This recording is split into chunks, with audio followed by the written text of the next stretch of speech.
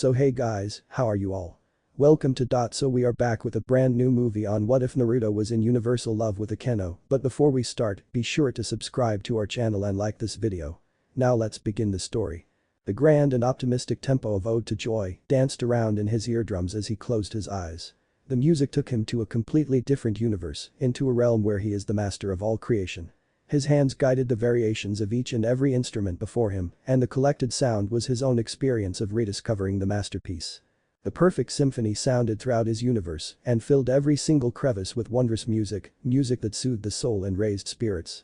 But the turn of the chorus, the universe was blasted with divine light, as if God himself had decided to grace them with his presence. Each percussive note in the background made up a steady and perpetual support, and the melody guided the very existence and progress of the universe. The more the dynamics changed, the more the light danced around within that universe, and it was beautiful choreographic piece on its own. But like all good things, it must end. The chorus slowly faded away, and he was pulled back into his current existence in the realm that appeared much less magnificent than his own. He slowly parted his eyes, and actual light revealed to him his orchestra. Each and every instrument in their hands was settled on their laps in resting positions, exactly as he had instructed them to do. A small smile graced his face as he looked at the also smiling faces of his band members, and they all let the thunderous sound of applause shake the building with its intensity. He turned around from his conductor podium and bowed. "Thank you for listening to us," he said with a humble yet firm voice. His spiky blonde hair shined in the almost burning skylight as he bowed, and his perfect posture was further pronounced with a well-tailored tuxedo on his body. The lustrous fabric reflected the strong fluorescent light from above, and it created an illusion of a golden aura around his body, making him look even more majestic than before. With that, he turned back towards his band and nodded, and each member of his orchestra stood in unison and walked off the stage. The applause remained strong as people started to stand up. It was the last piece of the night, and people wanted to show their admiration to the young and talented conductor. It was delightful for music enthusiasts to see new blood with such talent take interest in traditional music, masterpieces that would not involve any vulgarity or defamation. The young conductor was not performing in a five-star concert hall yet, but with his passion and talent, his fans knew that he would make it to the top on day. Naruto-san started an old man as he walked up to the young blonde with a smile on his face. "That was just magical." The young conductor smiled and shook the man's hands. "You flatter me, sir, I just hope I was up to your standards." The Kuo Concert Hall was the largest and most grand musical facility in the small city, but it would sometimes have an occasional visit from some of the biggest stars in Japan. Naruto was a very young and new conductor that was invited to perform in the concert hall. When the original band conductor failed to commit, it was hard for him to lead an existing band, but it all turned out great and the band really enjoyed Naruto conducting for them. "You all were wonderful, already much better than what he heard last year," exclaimed the old man who was actually the owner of the concert hall. "It is amazing that with so little time you could reform our high school band to such a glorious orchestra." Naruto smiled again and shook his head. "It is not all because of me, every member worked very hard to meet this deadline and they deserve just as much credit as I do." The old man laughed happily and patted Naruto on his shoulder. "You are certainly a nice young man, I am very glad that our high school got someone like you for a change." Naruto just smiled back and shook his head. "I sometimes go to your school to monitor the band, so you'll be seeing more of me there as well, which is really more of a benefit for me since I get to see you all perform again." Finished the man with another laugh. Naruto bowed again and smiled. "You are welcome to come see us every day, Kaido-san." Kaido nodded and stepped back. "I will leave you alone now, I'm betting that there are other people who would want to speak with you." With that the old man walked away. "Thank you again, Naruto-san." Naruto relaxed his shoulder and cracked his neck as he was left alone, but when he turned back he saw a group of people walking over to him. They looked much younger than the general population of the crowd, they looked his own age. One of them were dressed in classy clothing, and they all had smiles on their faces as they walked over to him. "Hello Naruto-san, I would just like to say that it was a terrific performance," said a gorgeous crimson-haired young woman who was wearing an elegant yet daring nightgown that left little to imagination. She had a sweet smile on her face as she offered Naruto her hand. "I am Ria's Gremory, it is nice to meet you." Naruto smiled and gladly shook her hand. "Thank you very much Ria-san, and since we haven't been properly introduced, I am Uzumaki Naruto." Ria smiled as she ended the handshake. "These are my friends from school, we all decided to come see the school orchestra perform tonight." The beauty gestured to the others behind her. "These are my underclassmen, Haidu Issei, Yudo Kiba, Asia Argento, and Kaneko Taoju." The blonde smiled at each of them and bowed. "It's very nice to meet you all." "The pleasure is ours," said Kiba, a young man who was wearing a very nice tuxedo. He also had blonde hair like Naruto, but it was a slightly lighter tone. "That was beautiful," chirped a smiling Asia as Issei and Kaneko nodded kindly. Issei stood behind Asia with a large grin. "It's hard to believe that someone just 1 year older than me could conduct so well." Naruto smiled and nodded at each other them. "Thank you very much." "This is Himejima Akeno," continued Rias, as Naruto's eyes looked over to see a woman he thought to be even more beautiful than Rias. Instead of Western clothing, she was wearing a very elegant black kimono with red roses sewn into it. She had enchanting violet eyes and creamy white skin that looked very healthy and smooth. Her long black hair was tied into a long ponytail that reached all the way down to her legs. "My best friend and classmate," finished Rias. "Hello Naruto-san, that was an enchanting performance," said Akeno with a silky voice that made Naruto want to hear her sing. "You are most kind, Akeno-san, and I must thank you all for coming." Naruto's eyes were locked onto Akeno's purple orbs and he felt like he has seen them somewhere before. Rias noticed that her best friend was acting a little strange. There was an unknown emotion in her eyes that she had never seen before. Akeno didn't really show it, but after living with her for the majority of her life, Rias knew when her best friend was bothered by something, but unlike most other times, she had no idea what was bothering her. "Well, we won't keep you, Naruto-san, thank you again for the performance, good night." Rias said as she gestured to her friends that they were heading out and they all immediately started to step away from the stage. "Of course," replied Naruto politely as he watched them leave. "Perhaps I will see you all again in class." Rias smiled and nodded as she looked back at the blonde. "We look forward to it." As they walked away, Akeno couldn't help but look back at the young man that she had seen somewhere before. Suddenly, her eyes widened and her hand immediately reached back to her orange ribbon that tied her hair together. "It can't be." Flashback on. "Ah-chan, where are you?" cried a small girl no older than the age of 4. The girl had long black hair that reached her lower back and it was flowing in the wind as she ran along the busy streets alone.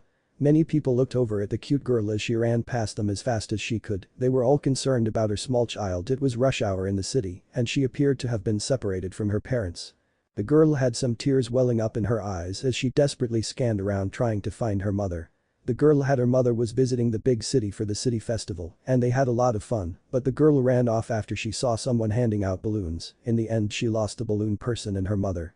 It has already been 20 minutes since she lost her mother and she was getting very scared. "Are you okay?" asked a sudden voice from behind the girl. The girl immediately turned around and saw a boy that was about her age, at least he seemed so as he was the same height as her. I don't know where my Ka-chan is." The boy tilted his head as he reached up to scratch his spiky blonde hair with a confused expression on his face. His blue eyes twinkled a little as he let out a small chuckle. "I don't know where my Ka-chan is either." The little girl started to sob and she stomped the ground. "I want my Ka-chan." The blonde boy, seeing how the girl was crying, started to panic a little. Hey," stuttered out the boy. "Don't cry, I'll help you look for your Ka-chan before I look for my Ka-chan." The girl calmed down a little now that she was not alone and looked up at the boy. "I'm Naruto, who are you?" asked the boy with all his childish innocence. The girl dried her tears and sniffed. I'm Akeno." Naruto grinned and grabbed onto the girl's hand. "Well, come on, Akeno-chan, let's go find your Ka-chan." The two kids ran back towards the area where most of the parks were located, which was where Akeno was with her mother before she ran off. There were countless other kids in the parks, and luckily for them, the adults were all mainly standing at the sidelines. Akeno followed behind Naruto as she looked up at the adults, but her mother was not there. "I think your Ka-chan is looking for you, so she must be around here somewhere," said Naruto as he kept walking forward. "Let's go over there," suggested Akeno as she pointed over to the food stands. "Maybe Ka-chan is looking for me over there." Naruto nodded and started towards that direction. "Okay, let's check it out." Even though they were much smaller than the other people in the crowd, it was very hard for them to make their way around with so many adults blocking the view. Some people moved out of the way for the two kids, but there was no way that they could see anyone's face if they were so blocked in. Akeno pulled Naruto over to a line of bushes and saw that it was much less crowded on the other side. "Let's go over to side." Naruto shrugged and nodded. "Okay." The boy went first and crawled through the relatively loose branches between two bushes and pushed his way through as hard as he could. His clothes got caught on a little, but it was no big deal, although the same thing could not be said about Akeno. "Help, my hair got caught." Naruto looked concerned about the painful expression on the girl's face and quickly leaned down to help her. Some of the girl's black hair was caught onto the small twigs of the bushes and the more she tugged, the tighter the knots became. Naruto isolated the twigs and started to snap them off one by one and it took them another few minutes before Akeno could make it out. My hair, mumbled Akeno with a pout on her face as she plucked off stray leaves and dirt from her semi-ruined hair. Naruto grinned and helped her along and used his fingers to brush her strands back straight. "Wow, your hair is really soft and silky," exclaimed the boy in amazement.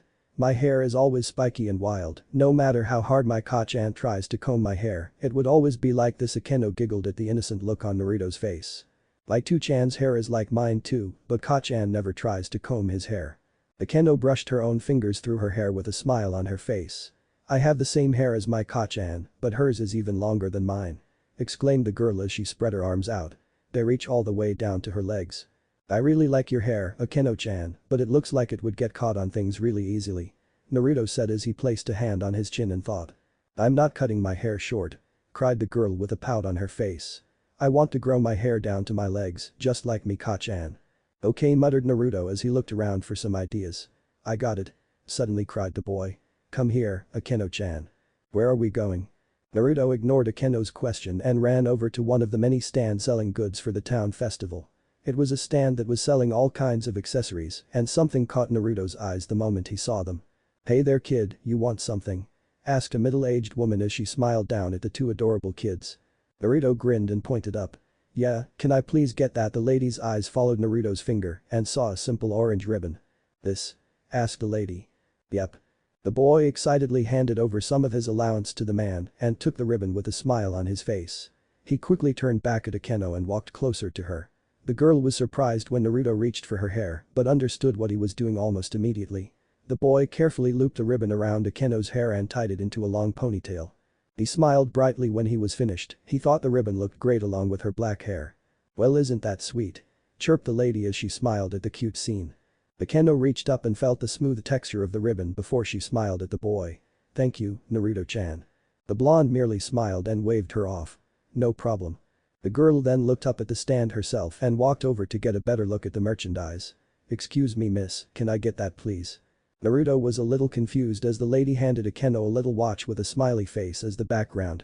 Akeno paid for the watch with some allowance that she had on her and turned back to Naruto with a smile on her face. "This is for you, Naruto-chan," chirped the girl as she grabbed the boy's hand and placed the watch on his wrist. "You have the same smile as the watch."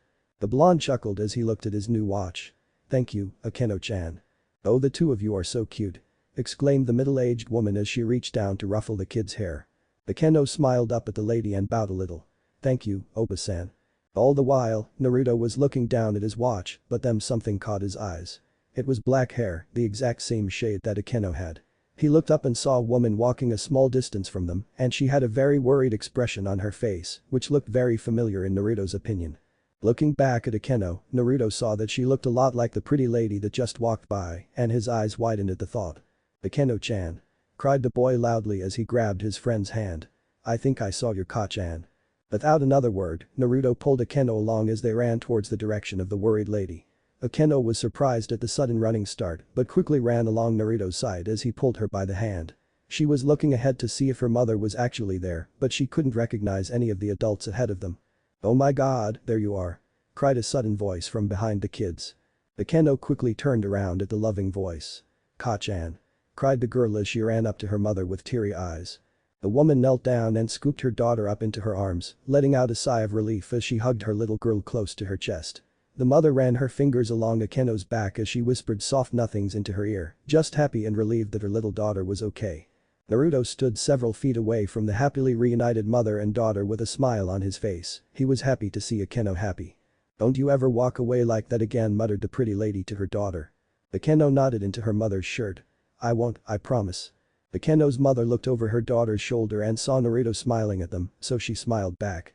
The mother pulled back from her hug and stood up fully, but she made sure she had a strong grasp on Akeno's hand as she walked up to Naruto. "Hello, there." Akeno smiled and pointed at Naruto. "Kachan, this is Naruto-chan, he was helping me find you." Naruto waved at the older lady with a smile. "Hello." "Hello Naruto-kun, thank you so much for taking care of my daughter," said the woman kindly as she knelt down in front of him. "I am Himejima Shuri, it's nice to meet you." "Hello, I am Namikaze Naruto," exclaimed Naruto loudly. "It's nice to meet you too, Shuri Abachan." "Kachan look," exclaimed Akeno happily as she pulled on her mother's sleeve. "Naruto-chan bought me this." Shuri smiled when she finally noticed the cute orange ribbon on her little princess's hair. It looked surprisingly elegant with her black hair. Isn't it really pretty? Shuri giggled and nodded. Yes sweetie, you look very cute with it. The mother looked back at Naruto and smiled at him. Thank you again, Naruto-kun. No problem, Akeno-chan got me this. Said the boy loudly as he pointed to his smiley face watch. Shuri smiled at the cuteness of the entire situation. That's nice, your smile is just like that smiley face. That's what I said. Cried Akeno happily. Naruto-chan, where are you? Cried a loud voice from deep within the crowd behind Naruto, Akeno and Shuri. Naruto's eyes widened and turned around. That's my Ka-chan. Exclaimed the boy before he turned back at Akeno. I have to go, thanks again for the watch, Akeno-chan. You're leaving? Asked Akeno with a sad look on her face. Yeah, if my Ka-chan gets mad at me she won't cook any ramen tonight. Replied Naruto with a devastated look on his face. See you again, Akeno-chan. Cried the boy as he ran away from the mother and daughter. Shuri looked down at her daughter and saw that she was still looking at the retreating back of Naruto. Don't worry, you'll see him again. Akeno looked up at her mother sadly, really? Shuri giggled and kissed Akeno on the cheek. Yeah sweetie, I promise. Akeno looked into the crowd and stared at the small spot where she could still see Naruto's blonde hair and she saw him jump into a red-haired woman's arms. There was also a man next to them who had the exact same hair as Naruto and Akeno assumed that he was Naruto's father. As Naruto sat in his father's arms, he looked back over at her and waved as he saw her. See you again soon, whispered Akeno as she waved back with a small smile on her face. Come on sweetie, we have to go home, said Shuri as she pulled her daughter along, making their way to the bus stop that would lead them back to their shrine home. Akeno's eyes continued to stare at the tiny speck of blonde hair in the crowd until it disappeared from her eyes. Flashback end. Wow, so he was the one who gave you your ribbon? Cried a surprised Rias as she scooped some more ice cream into her mouth.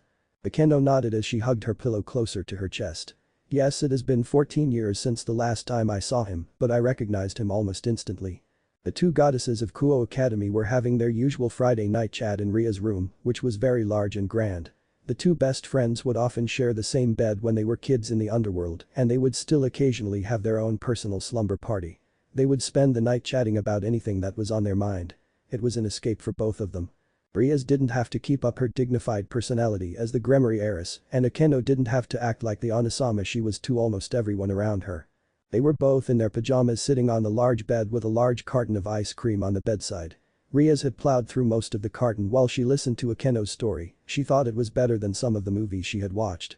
It was amazing to think that someone Akeno met so many years ago would suddenly come into her life again, especially since they live in such a small and isolated town. I've always wondered where you got that ribbon, mumbled Rias as she held her spoon between her lips. Akeno sighed as she pulled the same ribbon off her hair and held it in her hands. Since Ka-chan died I haven't really any personal possessions of my own, and after I was kicked out of the Himejima family, this was really the one thing I could call my own. Rias frowned and placed down her bowl of ice cream.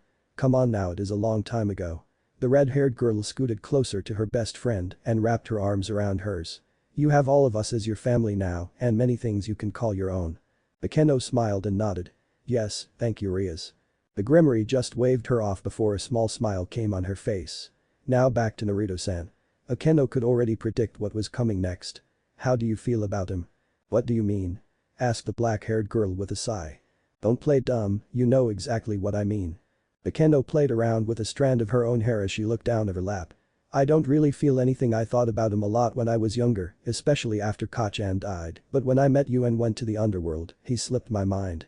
Yeah, but he was your childhood crush, you don't just forget about him. Akeno smirked and gave Rias a look. How would you know Rias, you never even had a childhood crush. Don't change the subject. I don't, said Akeno firmly, I don't have any feelings for him, it was just an innocent childhood crush. Rias smiled and nodded. I see, but he's going to be in the same school as us now, you probably see him every day. What are you saying, Rias? I'm just wondering if you will come to like him again. Chirped Rias, reverting back to her childish personality that she will only show to Akeno. He's exactly your type, a handsome, smart, but gentle man you can push around as you please. How do you know he's like that at all? Asked Akeno amused. I'm good at reading people. Akeno sighed and looked at the ribbon in her hand again. Rias, if the death of my mother taught me anything, it's that the supernatural should not associate with normal humans, it may cause them their death. Shuri wouldn't have died if Akeno's father's enemies didn't come after them because of him. I am a devil now, and my potential enemies might go after my precious people to get to me, so if I was to ever find a boyfriend, I want him to be stronger than me, so he could protect himself and me. Rias nodded in understanding. I can see your reason behind that. Naruto-san is just a regular human. He will live a human lifespan, but will live on for thousands of years, so starting anything with him would just end in heartbreak. Well, when you reach the rank of high-class devil, you will get your own evil pieces, and you can turn him into your queen. Akeno smiled and nudged Rias a little. When did you become a matchmaker? Rias giggled and rested her head on Akeno's shoulder. I just thought you and Naruto-san would make a lovely couple, and your story together will be so cute.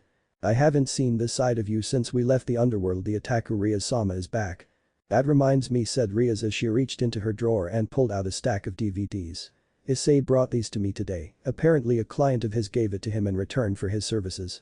Akeno looked at the DVDs and raised an eyebrow and thought, fairy tale. Rias nodded as she took the first disc and popped it into her DVD player. Yeah, apparently it's a very good anime. It has mages and dragons in it. Rias smiled as she snuggled into the blankets. It's been a long time since we've watched some anime together, so I thought we'd give it a try. The black-haired beauty smiled and nodded. Sure, it sounds interesting enough. The Kingdom of Fiori. Just beyond the perimeter of Kuo Academy was a small condo building. It only had 6 stories and 2 homes on each floor, and on the top floor on the right side was a home that was still active deep into the night. I know I have it somewhere here, muttered Naruto as he dug his way through stacks upon stacks of sheet music. The condo was relatively small, but was perfect for one person living in it. It was about 500 sq ft. It had 1 full kitchen, 1 bathroom, 1 bedroom, and relatively efficient living space. Naruto had been living in a hotel until 2 days ago, so his luggage was still all over the place. There were many boxes along the side of the home, and only 1 out of 10 were not labeled as music. Naruto was still dressed in a part of his tuxedo. The jacket was on the couch, but his silk shirt was pulled up to the elbow, and his black slacks were covered in dust. He had gone through most of his boxes, but as luck would have it, he still couldn't find what he was looking for. Hey, mumbled the young man as he lifted a heavy stack of papers from his Mozart box. There you are. It was a watch that had a smiley face as its background. Naruto placed it around his wrist and found that he had to use the last hole just to stretch it on. The last time he changed the batteries for it was ages ago, so it was no wonder that it was not moving, but he felt very nostalgic at the sight of it. He could still remember how moved he was when that little girl gave him the watch. She had been his childhood crush for a long time. I wonder why I never threw this away, thought Naruto as he sat down on his couch. Even after Tu-chan and Ka-chan passed away, this was one of the few things I kept. The blonde had a smile on his face as he tapped the face of the watch. He wasn't really sure if the Akeno he met at the performance was the same little girl he met all those years ago, but he knew that they both have the same shade of black hair. There was even an orange ribbon on the young woman's hair, but it would be hard to believe that she would keep such a cheap gift for so many years. Was that really Akeno-chan? Naruto asked himself silently. I never thought I would see her again after so long. Suddenly, some knocking on his front door broke Naruto out of his stupor. His brow furrowed in confusion. It was already 2 o'clock in the morning. Who could possibly be at his door at such an hour? He silently stood from his couch and walked over to the door and opened it ever so slowly. There were 2 people standing on his doorstep, and they were dressed very peculiarly. Sorry to bother you so late at night, but we just arrived in this country and were ordered to consult with you, Naruto-senpai, said one of the 2 people. Naruto opened the door fully and smiled. I didn't expect you to arrive so early. Please come in, Irina-san, Zenobia-san. The 2 young ladies walked into the room with their white-hooded cloaks. It seems that the church is really trying to get the Excalibur blades back, said Naruto as he closed the door. Irina grinned and nodded. Yep, they sent us here as fast as possible. Well, it's an honor working with 2 holy sword users, Naruto said politely as Irina smiled back. Zenobia shook her head and bowed to Naruto. No, it is an honor for us to be working with the strongest exorcist. Please guide us, Naruto-senpai. Naruto smirked. I will try my best. Naruto watched on in amusement as his 2 subordinates wolfed down the large amount of food he had ordered for them.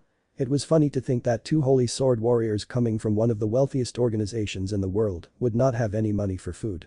He himself had access to some of the Vatican's accounts, and he could use the money inside as long as it relates to his mission in Japan, but no one would mind if he bought a new grand piano for himself. Thank you, senpai, exclaimed Irina in between chewing and swallowing. I love these family restaurants. Zenobia nodded quickly before she grabbed a plate of omelette rice. Yes, this country's food is heavenly, thank you, Naruto-senpai. The blonde rested his back against the seat as he sipped on his own iced tea. No problem, remind you to transfer some money to your account so you would be able to buy food for the rest of your mission. I can't be seen eating with you two so often.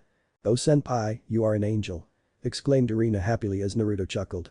No, just an exorcist. Zenovia polished off her plate and grabbed another. We will now be able to fight at full strength. Naruto chuckled again as he shook his head.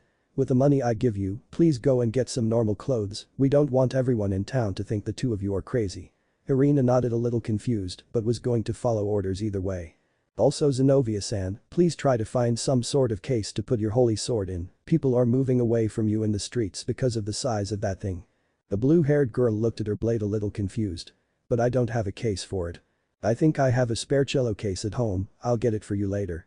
Zenovia wiped her lips and bowed until her forehead touched the table. Thank you again, Naruto-senpai, we would be lost without your leadership. Remember, started Naruto more seriously than before.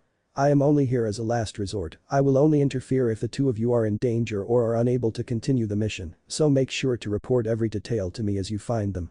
Hi, senpai. Replied the two girls in unison. Naruto nodded as he crossed his arms. Now, I believe you both already know of the small group of devils that resides in this town. Zenovia nodded seriously. Hi, there is the heiress of the Gremory family and the heiress of the Satiri family. Irina nodded along at her partner's words. They both have their own peerages and the Gremory heiress has the Securite as her pawn. The blonde nodded. Yes, I ran into them just last night at my recital, the Gremory girl does appear to be quite strong for her age, but it's nothing to be worried about. Naruto looked over at Zenovia and leaned further into the table. Set up a meeting with Sona Satiri and Rias Gremory and tell them both about our current mission in town. This is something between us and the fallen angels, so it would be best for them to stay out of the entire ordeal. Irina nodded. Okay. It was also mentioned in your report that you personally know the Securite, Irina-san. Hi, he was my childhood friend back when I lived in this town, but he was just an ordinary boy back then. Irina had a small pout on her face as she poked the table. I didn't know he was going to be turned into a devil.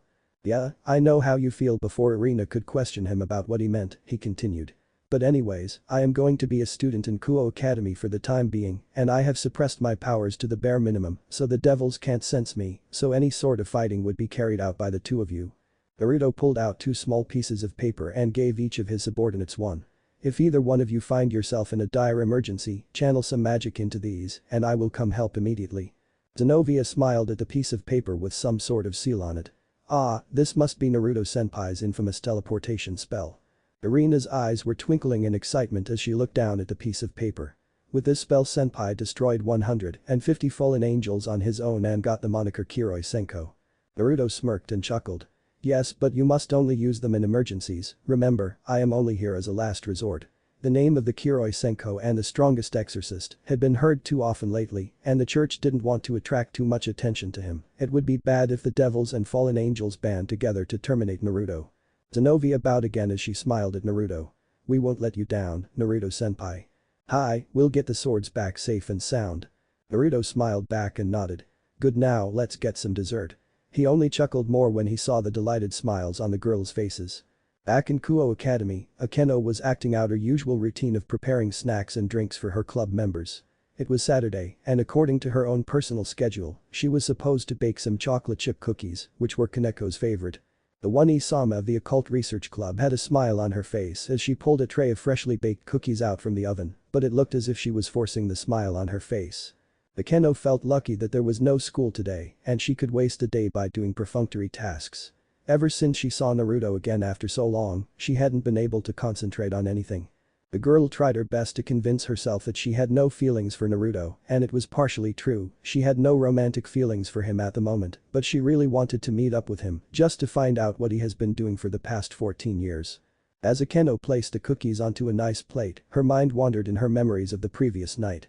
The concert was very good, and she thought that before she realized the conductor was her childhood crush, but she really wanted to know how Naruto turned into such a scholastic young man. From what she could remember of Naruto, he was a loud, cheerful, and hyperactive boy.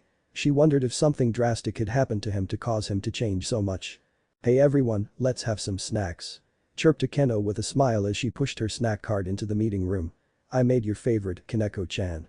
The petite white-haired girl jumped from her seat and grabbed several cookies in one go. Thank you, Akeno-senpai, said Kaneko with more emotion than normal. You're welcome. Akeno made a steaming cup of tea and placed it on Ria's desk. Here you go, but you. Ria smiled at her queen and nodded. Thanks Akeno. Akeno smiled back and stood behind Rias as she would usually do. The club president skimmed through a stack of papers on her desk and smiled at her servants. This has been a good month, said Rias happily. Akeno made 11 contracts, Kaneko made 10, Yudo made 8, and Asia made 3. Diba smiled at the new bishop and nodded. Amazing Asia-san, you are certainly getting the hand of being a devil. Yeah, you're doing great, Asia-chan. Exclaimed Issei happily as he wrapped his arm around Asia's shoulders. But Issei, you didn't make any contracts this month, said Rias as she looked at her pawn sharply. If this continues I will has Asia teach you a few things. I'm sorry, Buchou, cried the young man with tears falling from his eyes. As the usual meeting went on like it would go every day, Akeno's mind was being pulled to another place.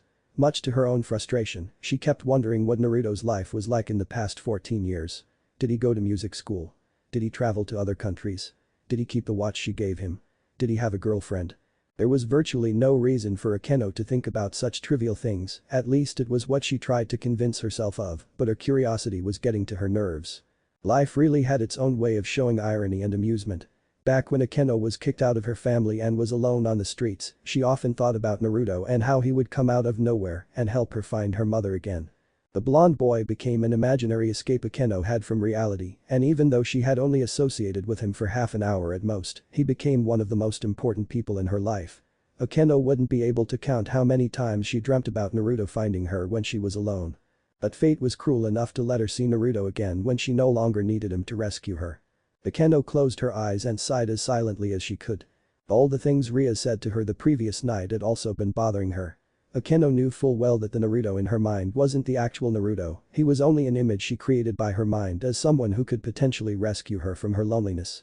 Akeno could still remember many of the scenarios she imagined back when she was still alone, and most of them involved Naruto coming in to save her like Prince Charming. A small smile came onto Akeno's lips as she shook her head at the thought. I doubt he even remembers me, I was just a girl he met 14 years ago for half an hour, only a fool like me would think so much about this. Akeno?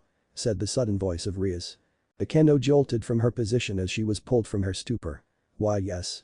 Muttered out the girl as she looked down at her master. Are you okay? Asked Rias looking concerned.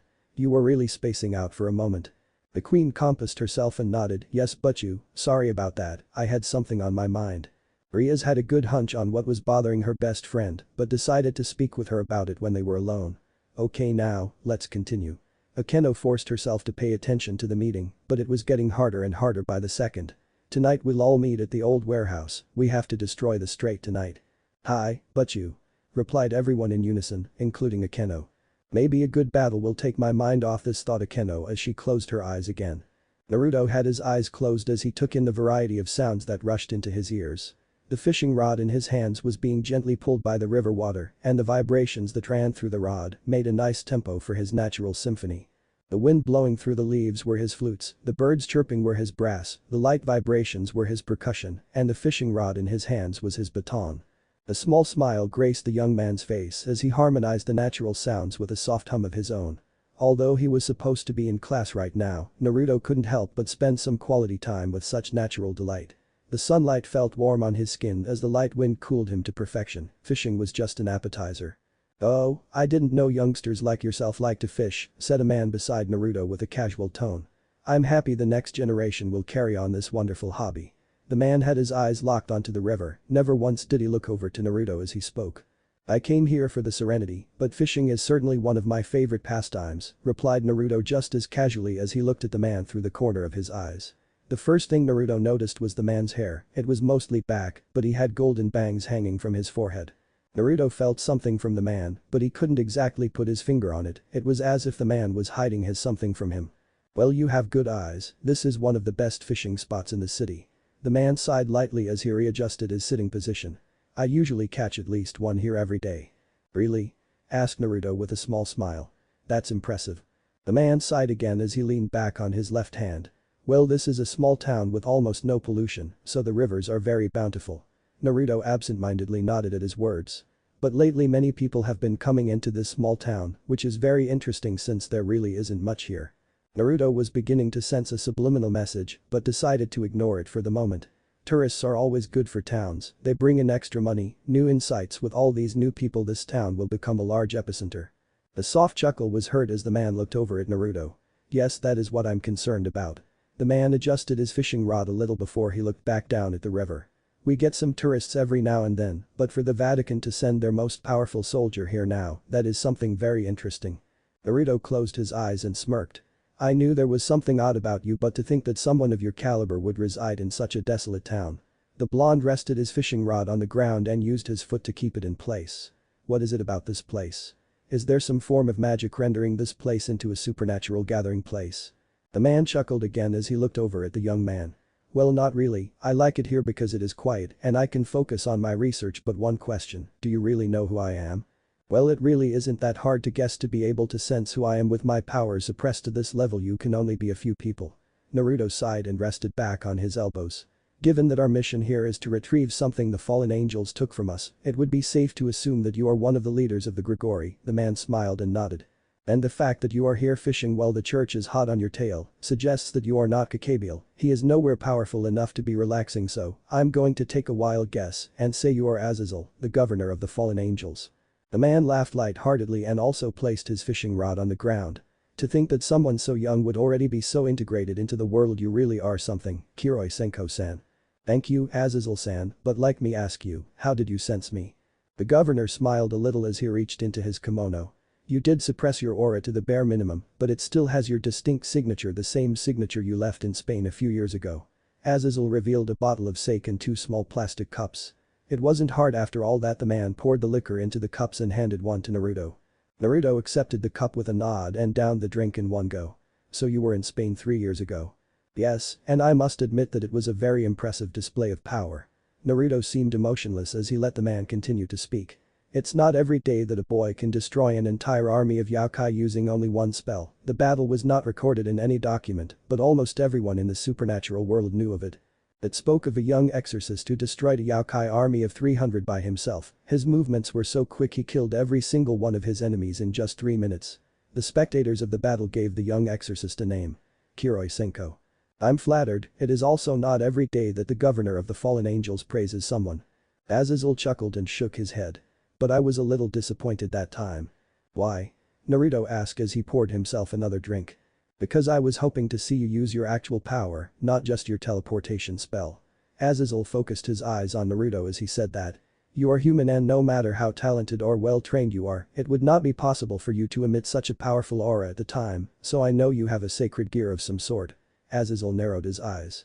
A very powerful one. Naruto smirked as he enjoyed the stinging drink. Is this why you confronted me today? Asked the young man casually. I thought you were here to discuss matters regarding the stolen Excalibur blades and Cabal. Those things don't really interest me. I am more of a sacred gear enthusiast, so I am much more interested in your real power. I'm sorry, Azazel-san, but I am not obligated to say anything about my powers, Naruto said with an amused smile on his face. But if Cabal is strong enough to force me to save my subordinates, then you might see me use it. Oh please. Exclaimed Azazel with a friendly laugh.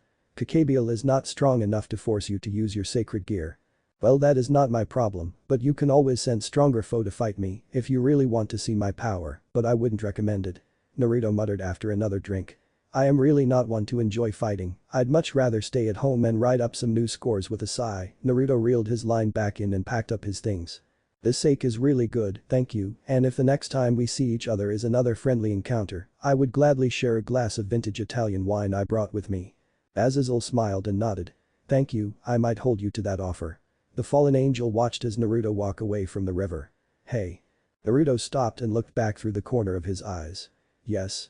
What is your name? I don't want to keep calling you Kiroy Senko. I am Naruto. With that, he walked away and disappeared into the distance. Maelstrom, huh? I have a feeling that Volley would love to meet him. The final bell had rung throughout the many hallways of Kuo Academy, and it marked the end of classes. Students happily ran out of their prisons and chatted loudly as they made their way to their lockers. It was a Monday, so school seemed extra lengthy and boring to most people, and the bell was like a message sent from heaven. Though one person was walking particularly slower than everyone else, and she had a rather depressed expression on her. Akeno, are you alright? Asked a concerned Rias as she walked up to her best friend. You've been in a stupor the whole day. The black-haired beauty gave Rias a small smile and nodded. Yes, I'm just tired. The Grimoire nodded rather reluctantly and led Akeno over to a vending machine. Come on, let's get you a cold drink. Akeno followed after her friend but was back in her thoughts almost immediately after. Nice iced tea will wake you up a bit," said Rias as she inserted some coins into the machine. "Here, drink this." Akeno took the can into her hand and felt its coldness against her palm, but her eyes glazed over when she saw the smiley face right in the middle of the can. Rias saw what her queen was looking at and sighed. "Come on Akeno, stop this or you'll go crazy." Akeno shook her head and looked back at her best friend.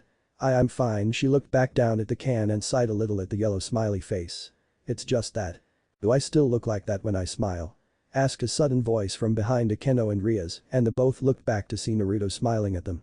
The young blonde was wearing the winter uniform for the school, and it looked quite well on him. If the girls passing by were of any indication, Rias would usually only see them act like that around Kiba. "It's you!" exclaimed Rias a little louder than she would have liked. Naruto maintained his smile and nodded. "Yes, it's nice to see you again Rias," and the blonde looked back over at Akeno and looked into her confused and dazed eyes. "I'll ask again, do I still look like that when I smile?" A small smile involuntarily came onto Akeno's face as she nodded. "Yes Naruto-chan. It's great to see you again, Akeno-chan." Rias stood beside Akeno for support as the latter stepped closer to Naruto. "So you remember me?" Naruto nodded as his smile grew brighter.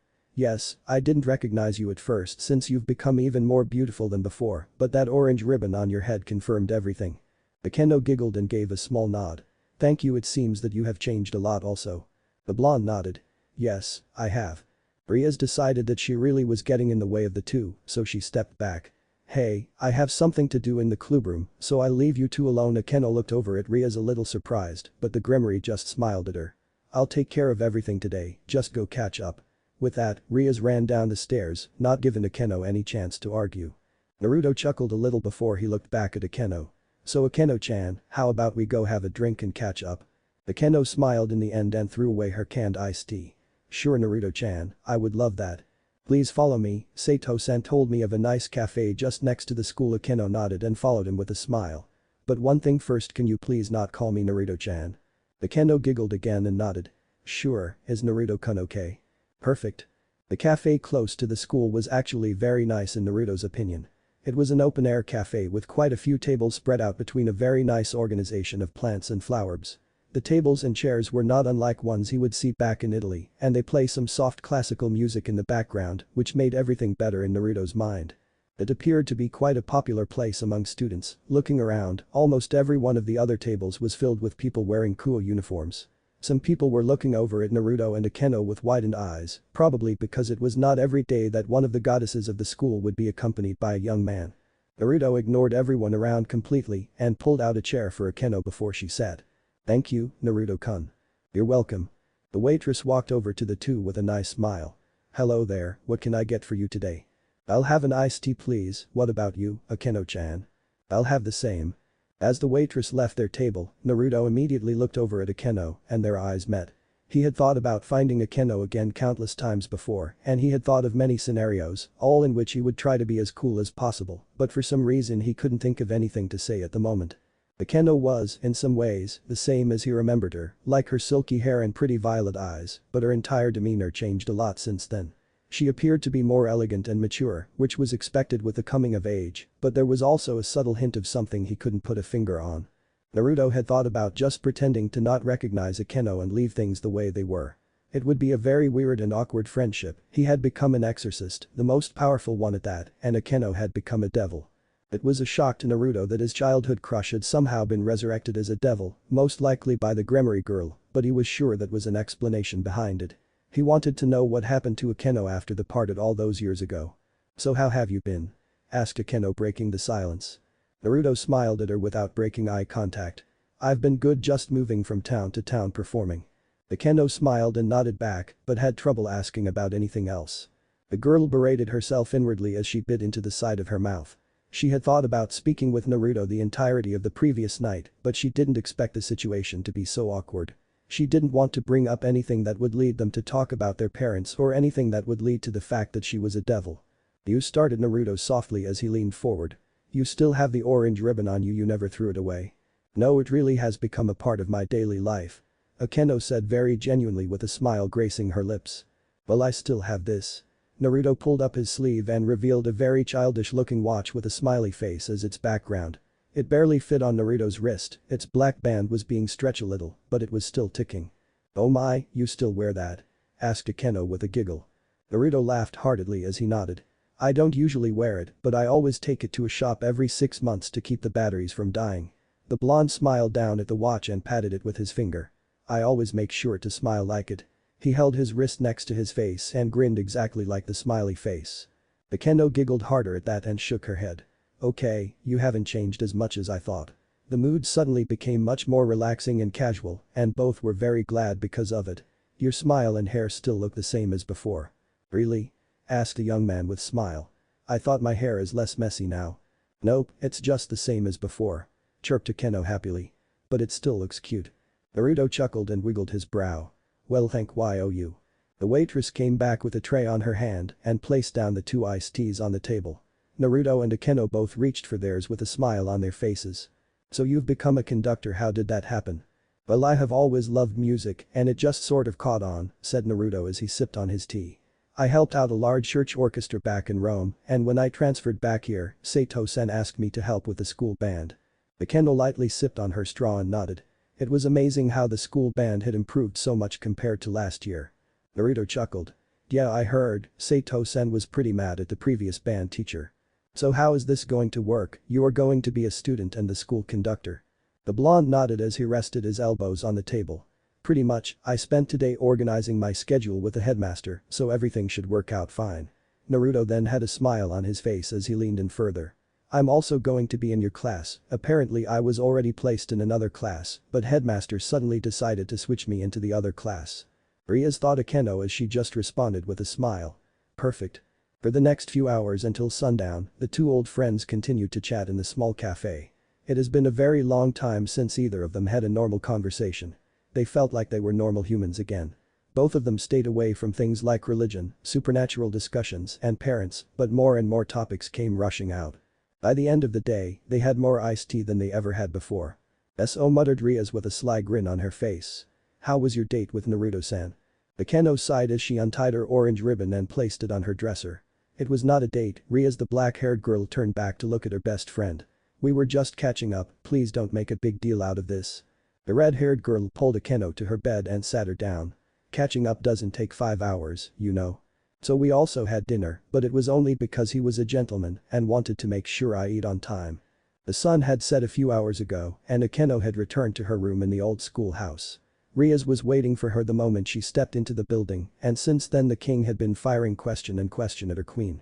Akeno didn't even have time to answer any of Ria's questions, with the latter asking something every 2 seconds. Where'd you guys go for dinner? Asked Rias with a smile. Akeno shrugged off her blouse and stretched her arms a little, nowhere special, just a little Italian place down the street. The queen took off her bra before she reached a hand back to massage her shoulder. It was a very nice dinner, but there were some Kuo students in the restaurant and they kept looking over at us. Well, you can't blame them, it's not every day they see their Akeno Onasama having dinner alone with a man.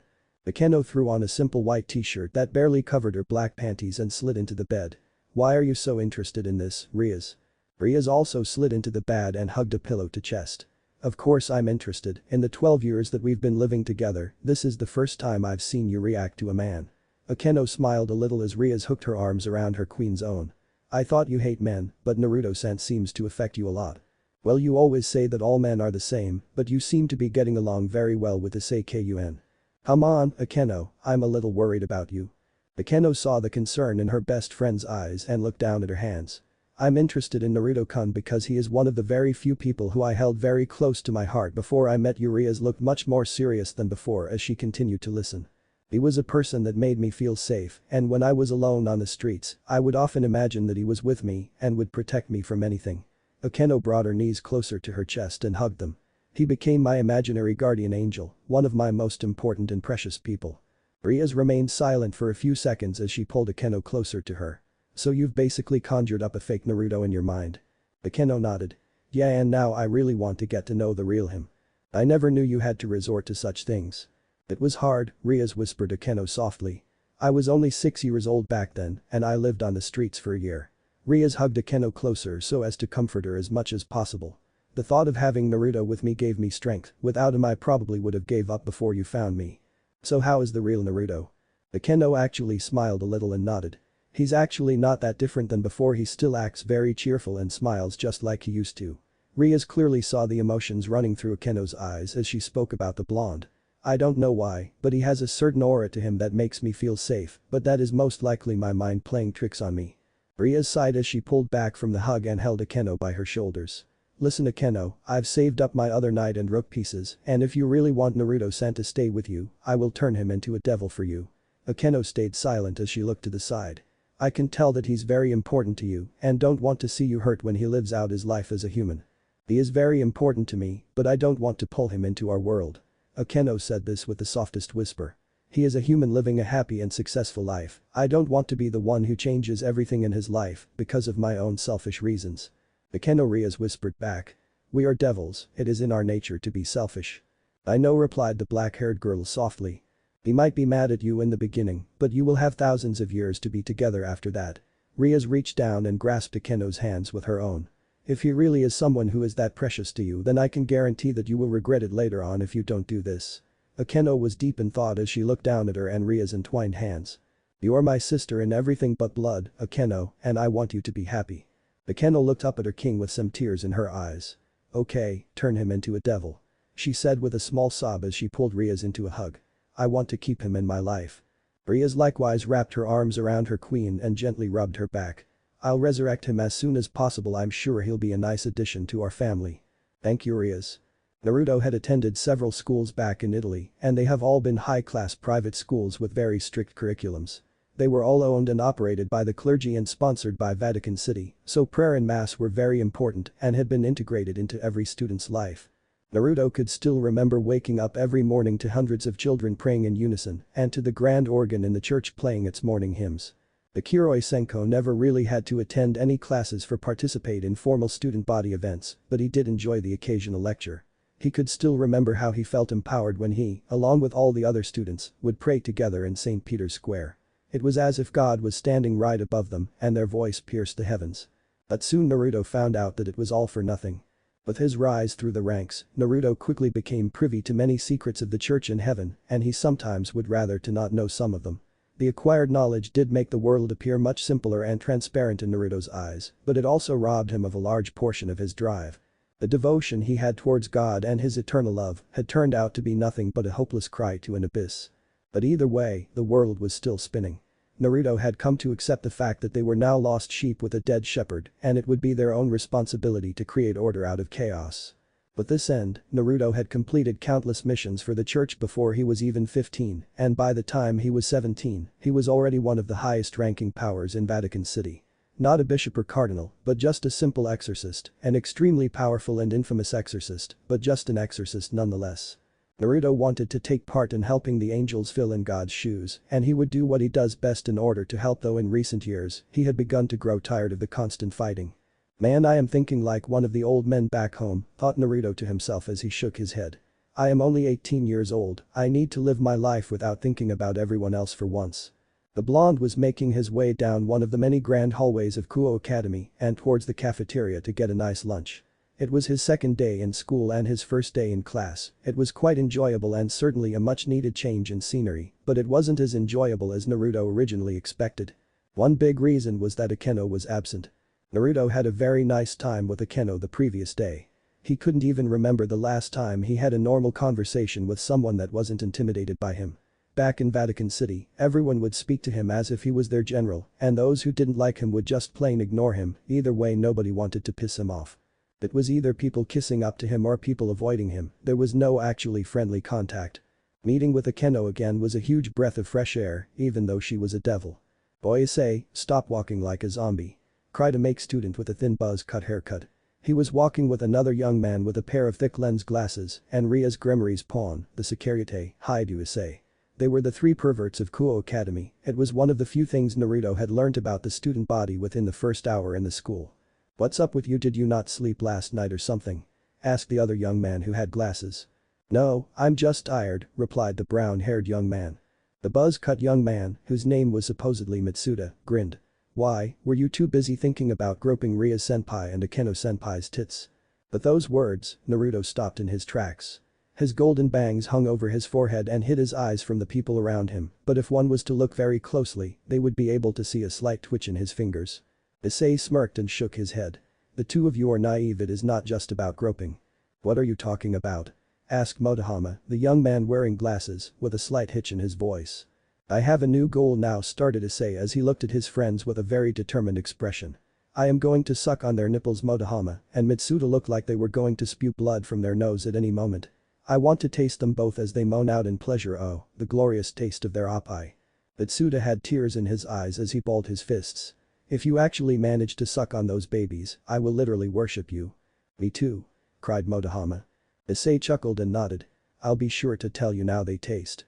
Suddenly, there was a slight buildup of wind in the hallway and Issei felt himself being lifted into midair. Before he could cry out in shock and before his friends could react, he was suddenly flung towards the closest window and broke through it. A loud clang of the glass breaking almost covered the cries of Issei as he was launched out the 5th floor window. Why, a gust of wind. Issei! Cried both Motohama and Mitsuda in shock as their friend fell from the window. Issei was crying out in fear as his body twisted in midair and he felt as if their air was guiding him towards a certain direction, which was a very large oak tree with very thick branches. The security had his arms and legs flailing around as he fell and his legs were spread wide apart as his body finally shifted to the right position. A loud resounding bang was heard as Issei landed on one of the trucks on the trees with his crotch landing first. The pawn felt as if his testicles were shot up to his throat and he fell to the ground barely conscious. Help someone get Asia. Under many layers of loud conversation and exclamations, Naruto's dark chuckle was completely hidden as he continued his way to get his lunch.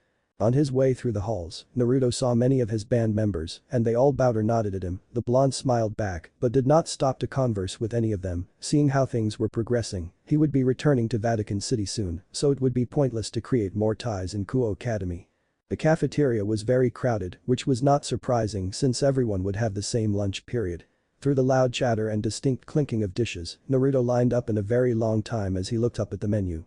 It was a long menu with a lot of variety, which was nice. I'm guessing the devils have jurisdiction over this school. This town is way too small to have such a rich and grand school. Hey, Naruto-kun. Chirped a sudden voice from next to the blonde. Akeno-chan. Said the man in surprise.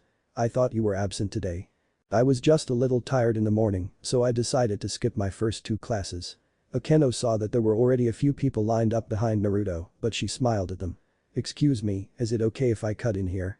Oh, of course it is, said the young man directly behind Naruto with a small blush on his face. Thank you, Akeno said with her usual kind smile. Naruto smiled at the sway Akeno had with the other students, especially the males. It wasn't all that surprising, since anyone would be faltered by such a beauty. It seemed that Akeno made a very good devil. She was beautiful and seductive, 2 of the most traditional factors of God's worst enemies. What was all the commotion back there? Asked Akeno as she pointed back towards the direction of their classroom. There was a crowd near the windows and many girls were laughing about it. I'm not sure, I didn't see anything. Naruto said with a light shrug. So what do you want for lunch? Just something simple. The line actually moved quite fast, considering the amount of people that were lined up behind it. It was Naruto's turn within 3 minutes. I'll have a large miso ramen please. Akeno giggled a little as she just grabbed a small sandwich. You really still have a ramen addiction, huh? Naruto grinned as he took the tray from the lunch lady. Yeah, old habits die hard. The 2 childhood friends walked over to one of the far tables, but they couldn't help but notice many pairs of lingering eyes staring at them. It has only been 2 days since Naruto had started to attend Kuo Academy and the rumors were already flying about him and Akeno secretly being lovers. He had also become a very popular topic among the students. Both the females and the males wanted to know how he managed to woo one of the goddesses of Kuo Academy so easily. I'm sorry Naruto-kun, but just ignore them.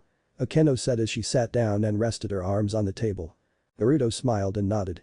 Okay. They are just not used to seeing me eat alone with a man. Akeno said with a smile as she unwrapped her sandwich. I usually only eat alone with Rias or in a large group with everyone in my club. Well, I am much honored to get such a distinguished privilege, Akeno-sama. Exclaimed Naruto with a large grin. Akeno giggled again.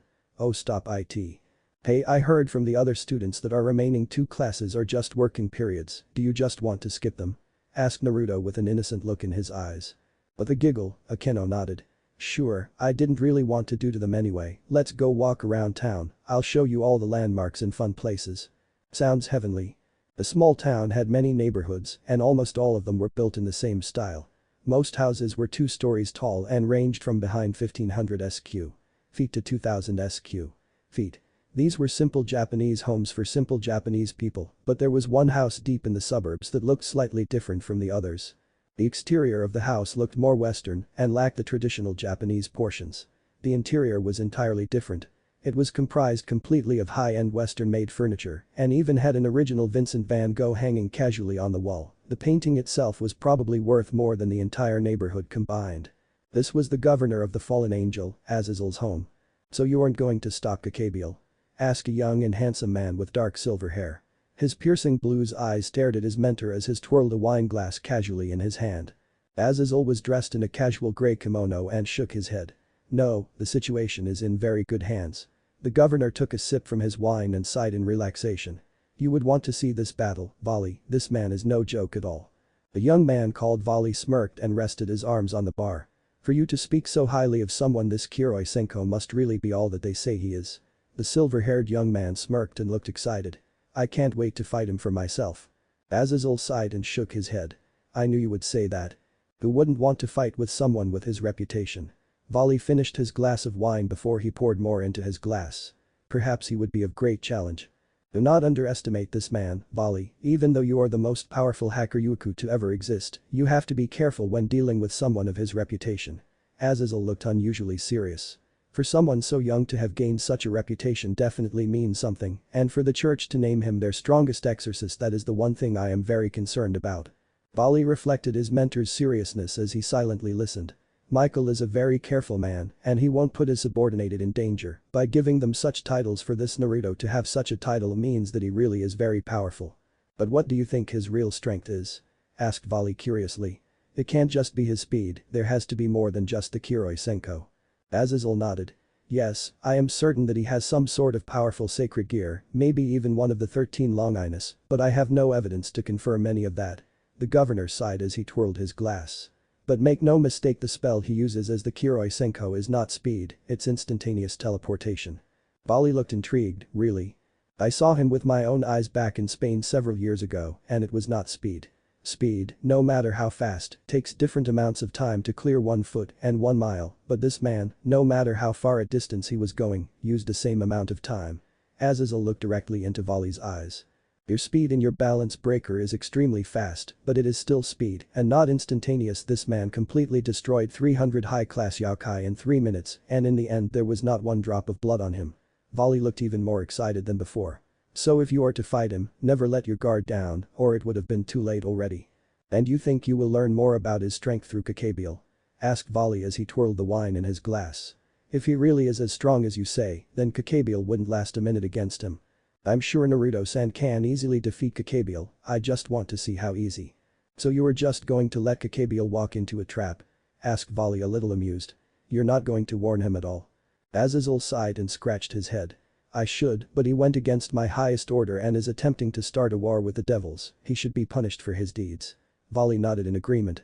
"So I get to have someone else take care of my stupid subordinate and I might get to see Naruto-san's sacred gear. In the end this is a win-win situation." Volley smirked and shook his head. "Sometimes I underestimate you, Azazel." "I don't think so, I really am just a simple man knee-deep in research." Some knocking sounded through the small apartment of Namikaze Naruto and he came running to the door. Opening the door he found his 2 young subordinates standing upright before they bowed to him. "Zenobia Irina, reporting to Naruto-senpai." Please be at ease." Standing back up, Irina and Zenobia saw that their senpai was wearing a simple t-shirt with a pair of sweatpants under a red apron. Instead of a holy sword, there was a spatula in his hand and he appeared to be chewing on a piece of gum. Zenobia bowed again. "I'm sorry senpai, we didn't know you were busy cooking." "We didn't even know senpai can cook." Naruto chuckled and shook his head. "Come in, I cook something for the 2 of you as well." "Oh wow, senpai is the best," chirped Irina as she kicked off her shoes and walked into the apartment. "Irina, be more polite," cried Zenobia loudly. "This is our superior." Naruto chuckled and patted Zenovia's head. "Relax Zenobia, this is not Vatican City, so just come in, relax and eat." The 3 all sit down around Naruto's dinner table. There was a large plate of pasta in the middle, several baked potatoes to the side, and a large side of roast beef already sliced up. Irina had stars in her eyes as she quickly filled her plate. Zenobia was likely as happy, but was much more reserved and polite. All the while, Naruto was paging through the report his 2 subordinates had drawn up and his expression remained the same throughout. It was a little surprising that the Grimoire heiress's knight was once a member of the Excalibur program. Naruto remembered that program well because he was actually asked if he wanted to join the program, but he was otherwise engaged at the time and declined. If his memory served him right, the man who was in charge of the project was expelled from the church a few years ago for killing his subjects, but it seemed that one of those subjects survived. So the Grimoire and Satiri members offered to help you destroy one of the Excaliburs. Zenovia quickly wiped her mouth and nodded. Yes, it seems that Ria's Grimoire's knight, Yudo Kiba, was a survivor of the Excalibur project and wants revenge on Valper Galilei, the man that was in charge of the project. Naruto nodded at her words as his eyes kept reading the report. Haidu Issei, Kaneko Taoju, and one Genshiro Saji wants to help Yudo Kiba and came to us to offer their help. Well, this is certainly beneficial for us, but you should not have accepted their help. Zenovia looked a little nervous as Irina stopped eating. Why, senpai, with their help we would have a much higher chance of success. Naruto nodded as he placed the report down. Yes, but that is only for this one mission. Zenovia and Irina sat up taller as they listened. This was originally a quarrel between us and the fallen angels, whether the reason for Gabriel to target this down is because of the devils or not, we shouldn't have dragged them into this. Naruto took a sip of water and gulped it down with a sigh. If something big really comes out of this, it would not only be a war between us and Azazel, but we will also drag in at least 2 of the 4 Satans. Zenovia's eyes widened in understanding and quickly bowed. I am very sorry Naruto-senpai, we should have consulted with you before we accepted their help. Yes, sorry Naruto-senpai, muttered Irina softly. Naruto smiled and patted Zenovia's head again. Don't worry too much on this, all this means is that now we have to make sure Gabriel's plan does not work, it is no longer only us within the mix anymore, 2 heiresses of 2 major families of the underworld is at stake, so this has officially become a top priority mission. Hi. But this being said, I will also tag along tomorrow with you too, Zenovia, and Irina looked shocked at his words. I will still be in the shadows, but I will be following behind you in case anything dire happens.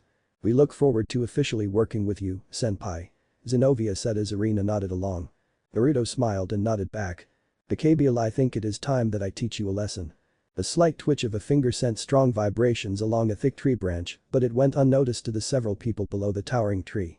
A pair of piercing blue eyes glared down at the sight of Shido Irina groaning on the ground in pain as a lone figure stood tall above her.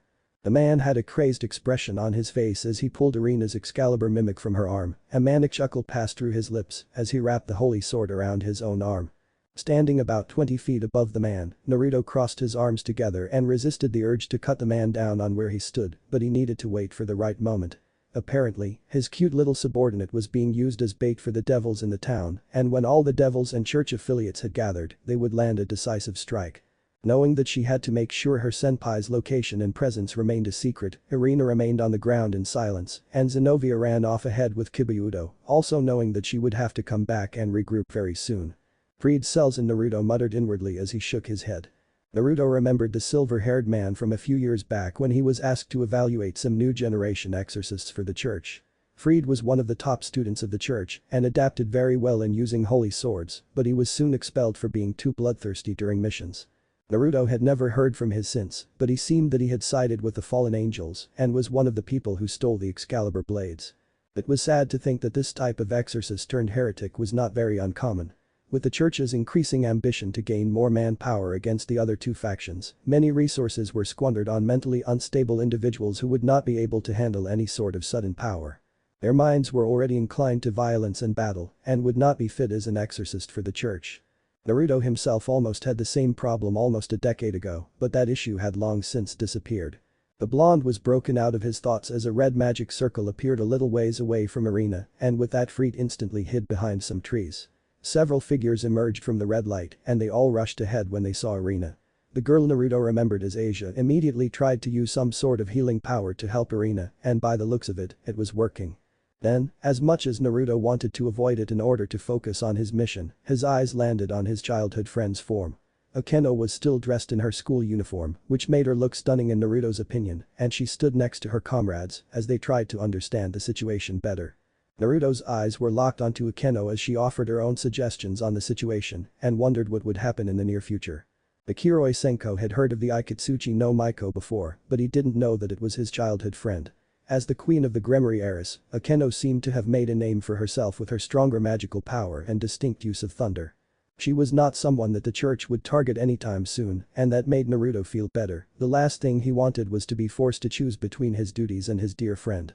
Another magic circle appeared next to the Gremory group, but this time it was the Satiri symbol. Sona Satiri walked out of the circle with two of her servants, and if the reports Irina and Zenobia wrote was correct, their names would be Genshiro Saji and Shinra Tsubaki. Naruto watched on as Irina finally woke up despite her injuries, but she was still too weak to carry on any further. The blonde wanted to take his subordinate back to his home to heal, but thankfully, the Satiri had some sort of healing chamber at their home and was willing to heal Irina. These devils are much more accommodating than most others I've met before. Well hello, you filthy devil shits. Cried the obnoxious voice of Fried as he walked out from the tree line. Rias and Sona immediately jumped to the front and targeted their magic straight at the exorcist. Wow, wait, before you do anything my boss needs to have a little chat with the red-haired dame. The Gremory narrowed her eyes as she placed her hand down. What do you mean chat? Suddenly, the orange glow of sunset shifted into twilight. A huge rush of power emerged out of nowhere and made everyone present look above them. Naruto narrowed his eyes at the expected sight, but all the devils below were looking at the 10-winged figure in shock. Cabal, one of the leaders of the fallen angels, was staring down at the group with an arrogant smirk. We've never met before, daughter of the Gremory, daughter of the Satiri, but I am Cabal. Naruto crossed his arms across his chest as he stared at the scene with interest. He was wondering if Cabal would be able to sense him, but it seemed that the fallen angel didn't possess the intuition of his governor. Naruto's blue eyes scanned the reactions and expressions of each devil as they conversed with Cabal, and he was mildly impressed by the demeanor of Rias Gremory and Sona Satiri. They were talking to a being that could kill them quite easily, but still appeared to be confident and relaxed. But soon Naruto's eyes landed on Akeno. Why does she look so angry? The normally compassed queen was glaring up at the fallen angel. There was a small twitch with her fingers, as if she wanted to attack and kill Cabal where he stood. While the devils were enemies of fallen angels, it was glaringly obvious that there was something besides religious animosity that fueled her anger. Naruto shook his head and focused on the situation. Doing such things will only trigger another war between the three factions. Exclaimed Rias firmly as she stepped forward. Cabal chuckled softly. Yes, isn't it great? So it has been your purpose all along, Sona said with a rather emotionless voice. You want to start a war. Sister of Serzich's Lucifer and sister of Seraphol Leviathan, let's begin a new war. With that, Cabal launched a barrel of light spears at the devils below him. Rias, Akeno, and Sona immediately conjured several magic barriers and blocked most of the attacks. Several of the spears leaked to the side and exploded upon impact. And when the chaos finally died down, Cabal, along with Fried, had vanished from sight. Naruto watched as the group of devils rushed back towards their own headquarters and remained silent the entire time. So? Said a sudden voice right next to Naruto. Are you just a spectator today or what? The blonde sighed and stood up on the branch he was sitting on. Not sure yet, but from the looks of it, the implications of your subordinate's actions can be catastrophic. The exorcist looked over at Azazel, who was wearing a dark purple silk shirt and black slacks.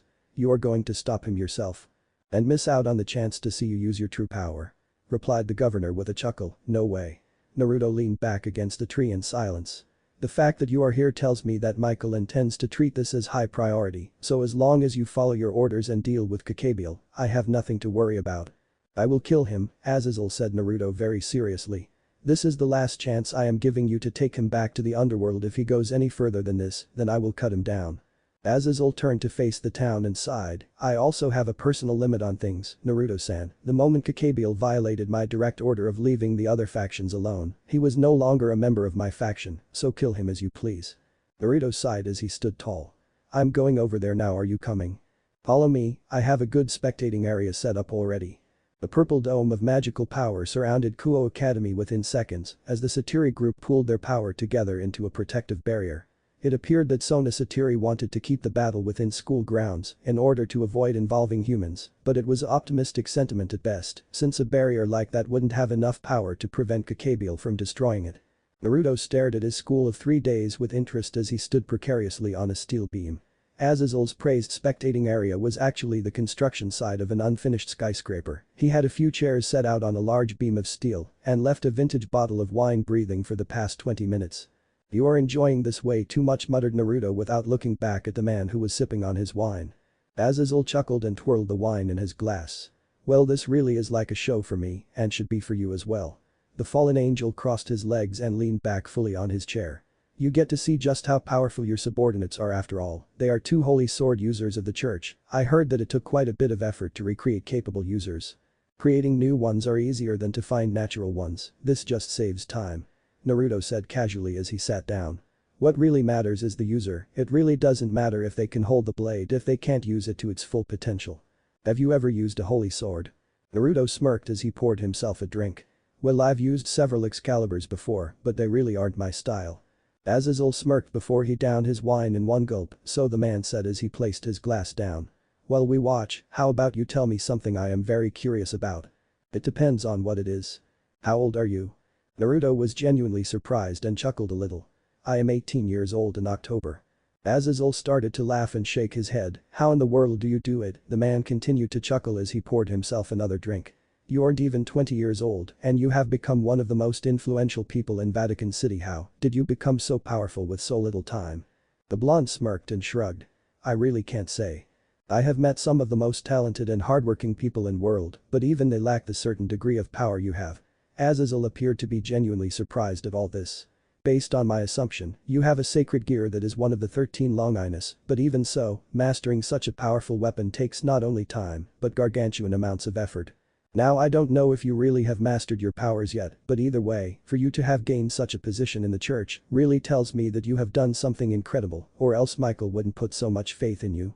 What are you really trying to say here? Naruto asked as he looked over at the man through the corner of his eyes.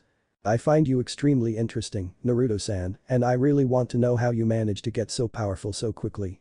I already told you, I really can't say, but for your peace of mind, let's just say that even God's system has certain glitches, and I am one of them. The two powerful beings once again stared down at the ongoing fight between Cabal and the devils and noticed that things were becoming increasingly dire. Valper had managed to find a way to combine several pieces of Excalibur into one sword, and he was planning to channel its power into an earth-breaking spell, something that may very well destroy the entire town, along with everyone in it. But even more surprising, Yudo Kiba appeared to have awakened his balance breaker in the form of an abnormal holy demonic sword, and Zenobia unleashed her most powerful weapon, Durandal. Naruto had heard about the strong holy sword being researched, but even he didn't know that they had found a wielder for it already. You know, I expected Ria's Gremory and the Securite to be stronger, I am kind of disappointed at their power. Azazel said as he rested fully on his chair. Even with the Welsh dragon's gift ability, they still can't manage to hurt Cabal. I am actually very impressed with the others in her group as well as my subordinate. Naruto said with a small smile on his face. The holy demonic sword is something very unique, and for Zenobia to be able to use such a powerful sword at such a young age is really quite something. The blonde finished his drink and stood up. But either way, I think it is time for me to step in. Azazel narrowed his eyes as he looked up at Naruto. Its situation doesn't appear to be too dangerous, and Yudo Kiba's balance breaker shouldn't be too big of a clue to them. See you later, Azazel-san. The governor watched as the exorcist disappeared with a yellow flash and chuckled as he sipped on his wine. So he does know, Azazel mumbled with another chuckle. Incredible. Yudo Kiba and Zenobia were working together, a sight that was almost unbelievable, to defeat Fried, the man who was wielding the combined Excaliburs. When compared to the holy demonic sword, which Kiba called Sword of Betrayal, and the Durandal, the four parts of Excalibur really didn't seem all that impressive. Kiba and Fried were clashing blades at incredible speeds, and the latter was clearly at a disadvantage. The renewed Knight of the Gremory fueled himself with an unprecedented amount of fighting spirit and determination, and his movements were getting increasingly fluid and powerful as time went by. Fried, despite holding a holy sword against a devil, was being pushed back further and further until finally his sword was cut in half.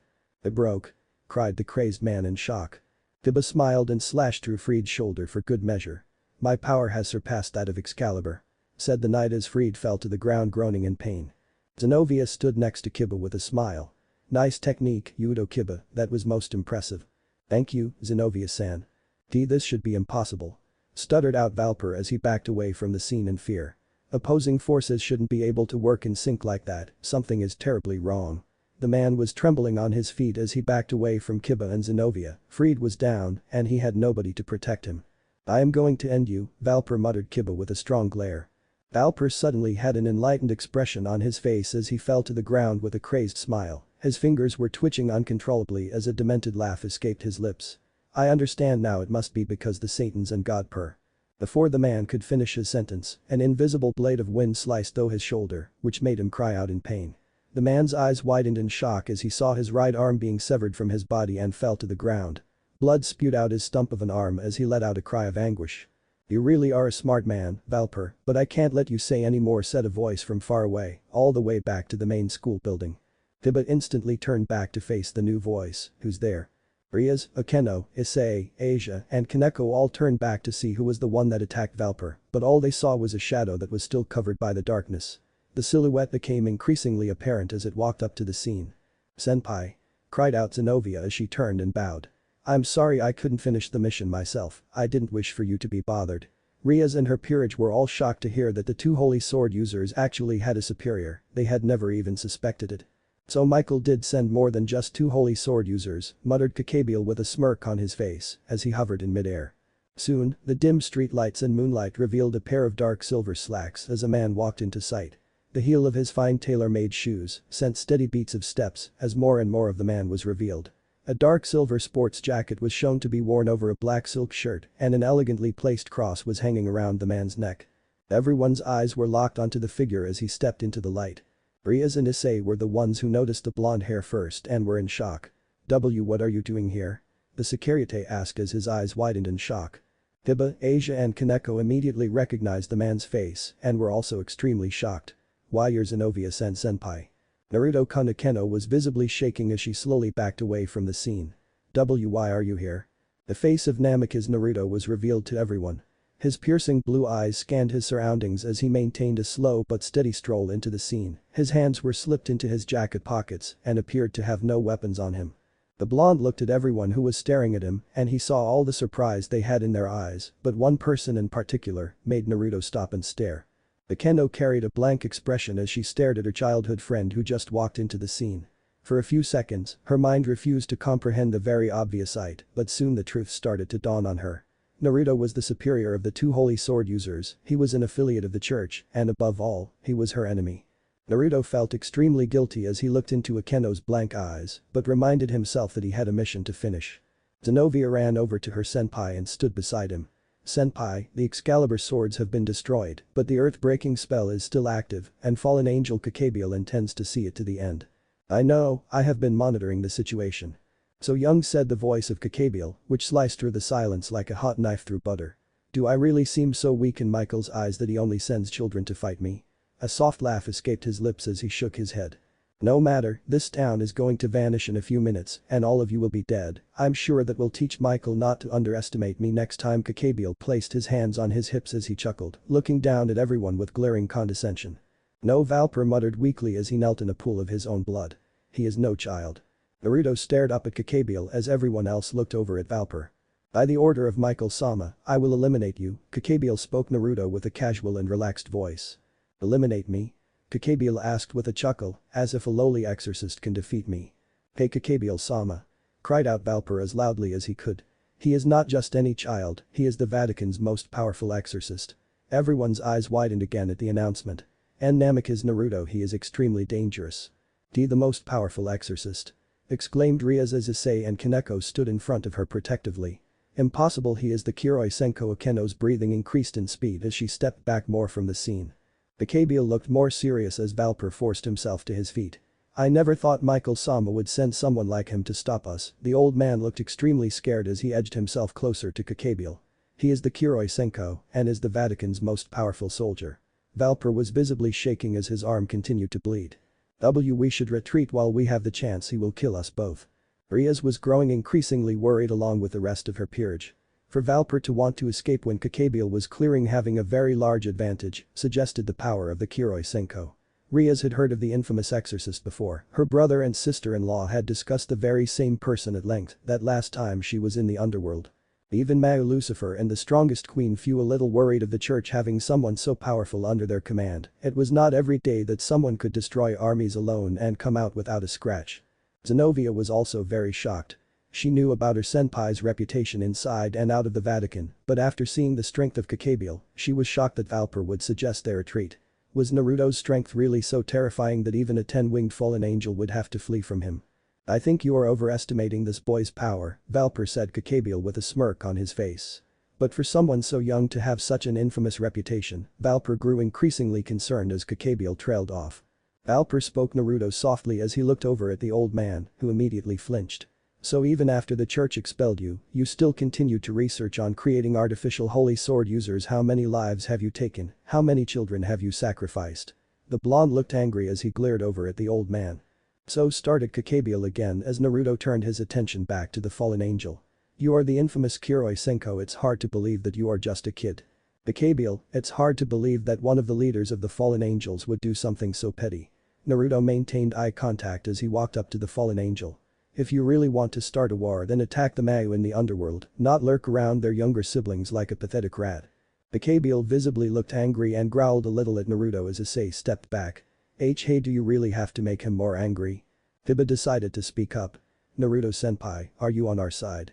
Naruto smiled and nodded without looking over at the knight. Yes, my business here is only to deal with Cabal and the Excaliburs, so please relax, Kiba-san. Rias stepped forward and walked closer to Naruto. In that case then we will work together. We have to defeat Cabal before that Earthbreaker spell obliterates this town. Ahahahaha. Cabal laughed at the sight below him. Devils and exorcists working together to kill me, this already feels nostalgic. The man lifted his arms above his head as light gathered above him. To hell with the Earthbreaker spell, I will destroy all of you right here and now. A light spear formed between Cabal's hands and it quickly grew in size. It glowed brighter and brighter as it continued to grow and soon it was the size of a small building. I am going to destroy this town and mark the beginning of the Second Great War. The light spear reached the ceiling of the barrier and it was strong enough to effortlessly destroy it. The purple barrier came tumbling down to the ground like a shattered piece of glass. A light spear of that size will destroy this town several times over.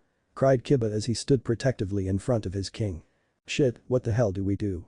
Cried Issei as he held his boosted gear in front of his body. Zenobia stood in front of Naruto with Durandal in place. Senpai, there is no way we can deflect such an attack, even with Durandal, I can't deter such power. The girl had a troubled and worried look on her face as she looked at Naruto through the corner of her eyes. What do we do? Naruto remained silent and just looked up at Cabal with his hands still in his pockets. Rias? Cried the familiar voice of Sona Satiri as she ran into the area with her peerage. We've come to help. Seeing that the barrier was destroyed by Cabal, the Satiri came running into the school, but most of their members were already tired from holding the barrier for so long. I'm glad, but we really are in a tight spot right now. Rias looked over at the large clock on the old schoolhouse. Ani-sama's help will come in another 40 minutes, but it seems that we won't make it till then. Haidu? Cried Saji as he ran over to his friend. Can't your boosted gear do anything about it? No, muttered Issei as he gritted his teeth, this is way out of my league. Akeno was still standing away from the main group by herself, but she was also looking up at the large spear of light. Naruto-kun. Akeno. Cried Rias as she looked back at her queen. Come over here. The black-haired girl shook herself out of her stupor and ran over to her king with great difficulty. Issei, quickly boost up as many times as you can, transfer as much power as you can to us, and we will make the strongest barrier we can. Hi, but you. It won't work, said Naruto as he looked over at Rias and her peerage, his eyes lingering on Akeno longer than he would have liked. With the power you have now, there is no way you can power up enough to block an attack like that. Rias gritted her teeth and glared at Naruto. Then what do you suggest we do, just wait and die? Naruto turned back and looked up at Cabal. No, just stand there and let me take care of it. Ignoring the looks everyone else was giving him, Naruto broke away from the group and walked closer to Cabal, whose spear was still growing in size. But this attack, I will have killed Lucifer's sister, Leviathan's sister, the Sicariate, and the Kiroy Senko. Cabal was laughing as he held his spear. With this both Michael and Serziches will come for the Grigori. Everyone tensed up as he pulled his spear back and proceeded to launch it downwards. Die. The gargantuan spear of light was extremely bright and it was becoming larger and larger as it came crashing down to the ground. Everyone looked up at the attack in shock and felt helpless in their plight. But before the attack could reach them, it stopped. Looking closer, a very light black magic circle blocked its path. But for some reason, the attack did not explode upon impact and when everyone looked closer, the spear was being sucked into the magic circle. Soon, more than half of the spear was consumed by the black magic circle. What is going on? Cried Cabal angrily. I told you we should leave, Cabal-sama. Cried Valper in fear. Looking right underneath the black magic circle, everyone saw Naruto holding onto a tri-pronged kunai. His blue's eyes were looking up at the magic circle as it consumed the light spear, and as the spear had entire passed into the circle, he flicked the kunai and slashed it downwards. The magic circle vanished as if it had never existed before, and all was silent as the night once again became dark. But after a few seconds, a light could be seen high up above the clouds. Soon after, a very loud explosion sounded throughout the town as the clouds above were blown far away from the blast epicenter. A very bright light followed the explosion and everyone was staring at it in shock. He teleported the spear away, said Rias as she looked over at Naruto. To think he could also teleport enemy attacks away, muttered Zenobia as she stared at her senpai in awe. No wonder he is called the strongest exorcist. Amazing! Exclaimed Issei as Asia hugged his arm tightly. The kiroy senko really is nothing to joke about. Sona said as she stood next to Akeno, who was staring at Naruto's back silently. As the attack faded away, Naruto continued to walk forward until he reached the large magic circle where the Earthbreaker spell was brewing. Did you really think you can kill all of us so easily? Asked the blonde without looking up at the fallen angel, missing the angry expression on his face. I was sent here to punish you for your sins, and I do intend to finish this mission. The blue aura started to gather around Naruto as his power surged. The ground around him started to shake from the power he was emitting in waves. He focused his energy into one leg as he stood in front of the yellow magic circle, and with his hands still in his pockets, he stomped his leg down to the ground. The violent shake was sent throughout the area as a blast of blue energy distorted the magic circle on the ground and caused it to collapse. You bastard, Cabal grounded out as he landed on the ground a little ways away from Naruto. Kiba gritted his teeth as he held his sword of betrayal in front of him. He shattered the Earthbreaker spell just by sending his own magical power through it. Just how strong is this guy? Asked Issei as he stood next to Rias.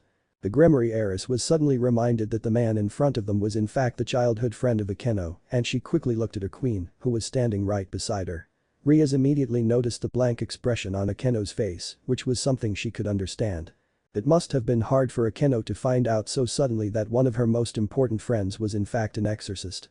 I see, so you really aren't just a boy, said Cabal with a smirk on his face. Instead of working for Michael, how about you switch over to our side?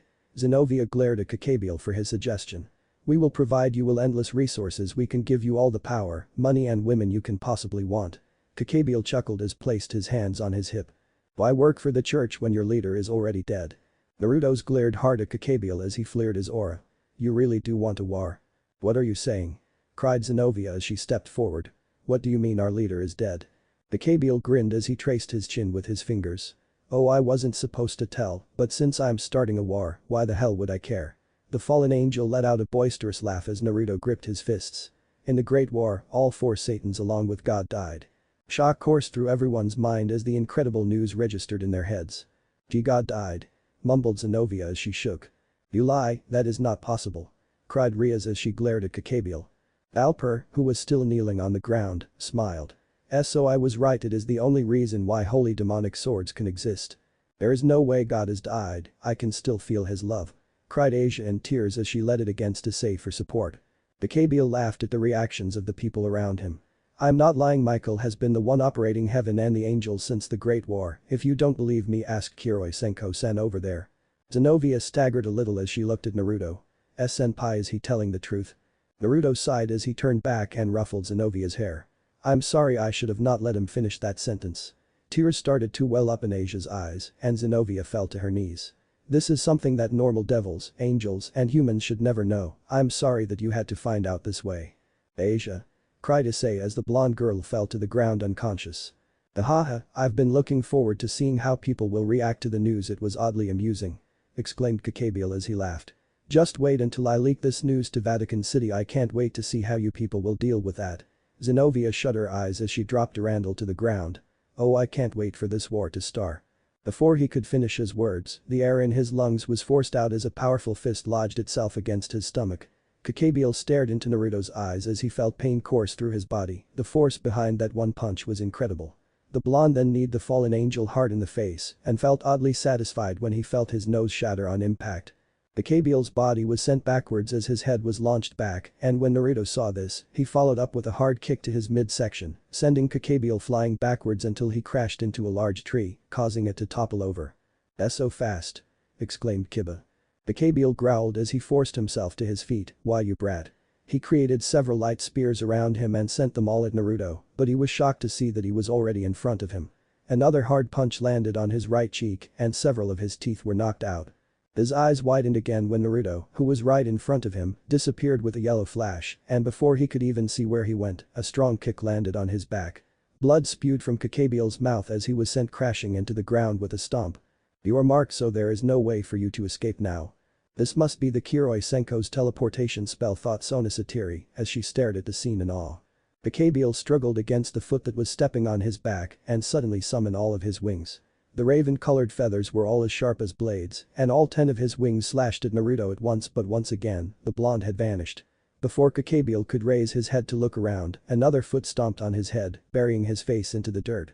You no longer need these wings. A sheathed katana appeared in Naruto's hands as he stood above Gabriel. Almost too quick for the naked eye, Naruto unsheathed his katana and clipped Gabriel's wings in half. The fallen angel cried out in pain as Naruto continued to cut his wings down, and soon all his wings were on the ground. I don't believe it, muttered Issei as he watched Gabriel squirm helplessly on the ground. He can't even fight back. Naruto-senpai's strikes are very strong, said Kaneko as she looked at the cracks along the ground where Gabriel's face was. Giba was shaking as he watched the fight, but his eyes remained locked on Naruto's katana. That blade, it is a holy sword. Naruto kept his foot lodged onto Gabriel's head as he held his katana in his hand and felt the power that the blade gave off. The Kusanagi no Tsurugi, a legendary sword of Japan he obtained from the stomach of an 8-headed serpent he slayed a few years ago, was one of the most powerful holy swords in the world. It may not have been crafted by the god from the Bible, but it was still extremely powerful, and most importantly, it suited his style. This farce has gone on for far too long, said Naruto as he held his blade down to Gabriel's neck. It is time to end it, goodbye Gabriel. Gabriel flared his power as much as he could, but Naruto's foot still didn't budge, and his cries sounded out loudly throughout the area until the Kusanagi sliced through his neck. The fallen angel's body started to dissolve into small particles of light and soon faded from existence. Looking back at the crowd, Naruto saw that almost everyone was looking at him with shock and awe. Even the two sisters of 2 of the current Satans were stunned silent after seeing his display of power, which was understandable since he made Gabriel look like a low-class devil that was just born. But once again, Naruto's eyes found its way to the purple orbs of Akeno, who was still looking at him with an uncomfortable expression on her face. I have a lot of explaining to do. Japan and Vatican City had a time difference of 8 hours, and even though it was very late at night, Archbishop Henry was more than happy to receive a call from the kiroy senko. It was reported that the 3 missing pieces of Excalibur were destroyed during a quarrel with Gabriel, and the fallen angel himself had perished in battle. The good news was very welcomed in the Archbishop's ears. The thought of the fallen angels taking possession of some of the most powerful holy swords was almost unbearable for most in the clergy, but unfortunately there was one setback. But even someone like the Archbishop had not the privilege to know of such things. Instead of a cell phone, Naruto utilized a magic circle and connected himself directly to heaven, where he would usually report to his real superior. Unlike his Horatian magic circle, the communication spell was wide in color and was very small, so small that Naruto could easily channel to his palm and hold it like a cell phone. Hello, Michael-sama. The familiar and comforting voice of the Archangel immediately greeted Naruto. Hello Naruto-kun, I am very glad to hear from you again. Ever since Naruto became one of the Church in Heaven's most powerful warriors, he had been reporting directly to Archangel Michael, making Naruto one of the most powerful and free man in Vatican City. Ooh, is that Naruto-chan? Exclaimed a girly and kind voice from behind Michael's voice. Hello Naruto-chan, I miss you. Naruto couldn't help but smile at the serene voice of his surrogate older sister. Hello, Gabriel-sama, it is great to hear from you as well. Ooh, why are you so formal? I told you to call me Gabriel-nichan. But we are talking official business right now, Gabriel-sama. Naruto replied, knowing the pout Gabriel would definitely have on her face at that moment. Sorry Naruto-kun, but please continue your report. Michael instructed despite his sister's presence. Naruto cleared his throat and nodded despite they couldn't see him. Again, all 3 Excaliburs had been destroyed and I killed Gabriel myself, but unfortunately there I made a careless mistake. Hearing Naruto's tone, Michael and Gabriel both became more serious. Gabriel's motives were to start another great war between the 3 factions, and as an attempt to persuade me to join him, he announced the death of the Lord to everyone present. The other side was silent for a few seconds as Naruto finished. That is indeed unfortunate, said Michael with a slight sigh. How many of our people were present? Excluding myself, only Zenobia-sen was present and she was very shocked to say the least. Both Michael and Gabriel remained silent as they heard the news, which made Naruto close his eyes. I am well aware of how we usually handle these situations, but I would like to propose that Zenobia be allowed to stay in the church under my direct command. Michael and Gabriel were surprised at the suggestion but considered it. Are you sure that is wise, Naruto-kun? I am confident that I can keep her in control, and I can vouch for her personality. She is not someone who would leak information such as this. Naruto said as he walked around his living room. Like me, she was also raised by Griselda-san, and I believe she will also vouch for Zenobia. Michael sighed before he nodded. Well, if you are sure she can handle it, then I will allow it. Naruto smiled and nodded to himself. Thank you, Michael-sama. Thank you again for your good work, Naruto-kun. I know we can always count on you. Michael smiled as he spoke through the spell. I'm afraid that lately we have become a burden for you to carry, and for that I am truly sorry. Naruto was surprised at the sudden apology and quickly responded. Please do not think anything of the sort, Michael-sama. It was you and the church that saved me 13 years ago, and Gabriel-sama had been like an older sister to me, so this is my family. Gabriel smiled brightly as she heard Naruto's words. It is both my duty and honor to carry out such tasks for the church and for my family, so please do not speak of being a burden to me. I'm glad, Naruto-kun. Michael smiled along with his sister. You are truly a blessing for us. I can't wait until you join us up here, Naruto-chan. Cried Gabriel happily as she grabbed onto her brother's arm. You will be one of the 10 seraphs. Gabriel had a beautiful smile on her face as she giggled. I have a feeling that you will have 10 wings the moment brother reincarnates you. Naruto smiled fondly of his sister and nodded. I look forward to it too, Gabriel-nichan, but there is still a few years left before I will ascend to heaven. Oh, why so long? Please sister, leave Naruto-kun be, chided Michael as Gabriel pouted a little. Thank you again, Naruto-kun, and please stay in that town for the time being, we will come meet with you in a little while. Hi, Michael-sama. Goodbye, Naruto-kun. See you later, Naruto-chan. With that, the communication spell ended and the magic circle vanished from Naruto's hand. With a small smile on his face, Naruto walked over to the second bedroom of the home and knocked on the door a few times. He could some slight shuffling on the other side of the door, and soon it opened to reveal a visibly distraught Zenobia. What is it, senpai? Asked the girl with a raspy voice. Naruto smiled and led her out to the living room and sat her down on the couch. How are you feeling? Zenobia forced a smile and shrugged. I don't know, I have no idea how to act anymore. The girl looked at her superior a little nervously. But what is going to happen to me now? You don't have to worry, from now on you will be my personal assistant and you will follow me on my missions. Zenobia looked shocked as she heard what Naruto said. You are a valuable asset to the church, and even though you were told of the Lord's death prematurely, we are not going to brand you as a heretic. Really? Asked the girl as a true smile appeared on her face. But I thought in situations like this, everyone would be expelled from the church. You are different, not only are you the wielder of the Durandal, you also have me and Griselda Obachan to vouch for your personality. Zenobia smiled brighter as some tears welled up in her eyes. Thank you, senpai. Naruto chuckled and patted the girl's head. Before we left, Griselda Obachan asked me to take care of you, and I intend to do so. Zenobia felt warm and cozy at Naruto's affection. We may not have been close when we were growing up, but we had the same guardian, so you are like my little sister, and I will look out for you. Zenobia smiled happily and nodded, too emotional to talk at the moment. Not to mention how scary Griselda Obachan will be once she heard that I couldn't save you from being expelled. Zenobia gave a tearful laugh as she nodded again. Yeah, Griselda-sama is really scary. Even though I am stronger than her, how, she still scares the hell out of me. Naruto chuckled a little at his own joke as Zenobia laughed. As the laughter died down, the mood became more relaxed and happy, and Naruto placed a comforting hand on Zenobia's shoulder. You can relax now. I know that the death of the Lord will still be very shocking for you, but it will pass, and you will have to learn to live in this world and work for the church while knowing our leader is gone. The girl turned more serious and nodded. I understand and I will definitely succeed. Naruto smiled and nodded. I know you will. Zenobia looked up at her senpai rather timidly before speaking. Senpai, would it be asking too much if I want to train with you? Naruto looked rather amused as Zenobia blushed a little. It was odd seeing the normally dignified holy sword user being so hesitant. I know I am nowhere near strong enough to spar with you, but can you please teach me how to master Durandal? Of course I can. Replied Naruto without a second thought as Zenobia smiled. You are my assistant now, so you will also be sent on ultimate class missions with me, and I have to make sure you are strong enough to complete those missions. The blonde summoned his own holy sword and held it in his hands.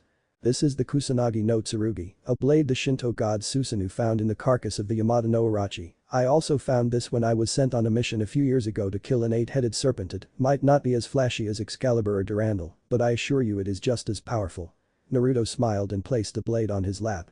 After your training with me, I expect you to fight with me with Durandal for at least a minute straight and be able to parry my sword with your sword. Zenobia looked determined and nodded. I will try my very best, senpai. Good, now turn in and go to bed, you will need some rest after today. Okay then, good night senpai. As he watched the girl walk back to her bedroom, Naruto stood from his couch and walked over to the middle of his living room. He saw his cell phone that was on his coffee table and rubbed his temple as he dialed a very familiar number. The bland drone of the dial sounded into his ear, and it noticed it was really not clear compared to the heaven communication spell. "Hello, this is Namikaze Naruto." Slight stammering was heard on the other side of the line. Hello again Naruto-sama, how can I help you today? Have my plane ready in 20 minutes, I have sent a car to the airport already. Naruto walked into his kitchen and grabbed a glass from his cupboard as he spoke. There will be 3 passengers, treat the lady as well as you treat me, but just put the other 2 in the storage unit. The storage unit sir, the man asked rather surprised. They are criminals, they're lucky I don't stuff them in a luggage bag. I understand sir, will they all be flying back to Vatican City? Naruto poured himself some milk and nodded to himself. Yes, and have someone take them to Archbishop Henry as soon as they land, he will know what to do. Alright sir, everything is set up and ready to go. Thank you, that's all for tonight. Naruto hung up and gently placed his phone on the kitchen counter. With a sigh, the blonde walked over to his entertainment system and connected his phone to the receiver. Some soft jazz come out of his 6-speaker system and Naruto took a gentle seat on his couch, letting the music lead his mind into a quiet and peaceful place, just for the night. After one of the longest nights of her life, Rias Gremory was once again back in the old schoolhouse, having her usual meeting with her peerage. The events of the previous night were still fresh in everybody's mind, so the mood was still rather tense. There was none of the usual enthusiasm from her peerage members, even the ever-cheerful Issei appeared to look a little dazed. Rias really couldn't blame them for acting this way, near-death experiences would always deeply affect everyone involved. The Gremory heiress flipped through her papers as usual as everyone else enjoyed some of the snacks put on along the table, but it seemed that even the snack was not as good as usual. Instead of the freshly baked good they usually had, the table was only filled with store-bought cookies and potato chips, and that was because their snack goddess was inactive at the moment. Ever since Naruto disappeared the previous night to report with his superiors, Akeno had locked herself inside her own house and refused to come out. Rias was the only one who was allowed inside, but she came out alone after a few hours.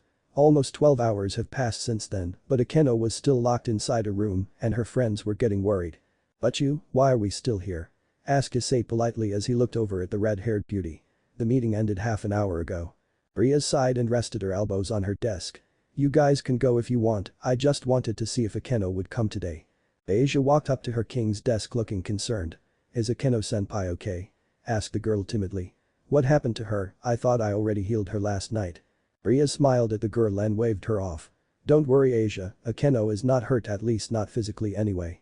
"Does it have anything to do with Naruto-senpai?" asked the usual stoic voice of Kaneko as she snacked on some bad store-bought cookies. Tiba nodded at her words. "Yeah, I noticed that Akeno-senpai had been getting quite close to Naruto-senpai before last night. Is she shocked because he turned out to be an exorcist?" Rias smiled at her peerage and just shook her head. "I'm sure that is just part of the reason, but I'm sure she'll be fine very soon." The relationship between Naruto and Akeno was unclear even to Rias, so she wouldn't try to imply anything.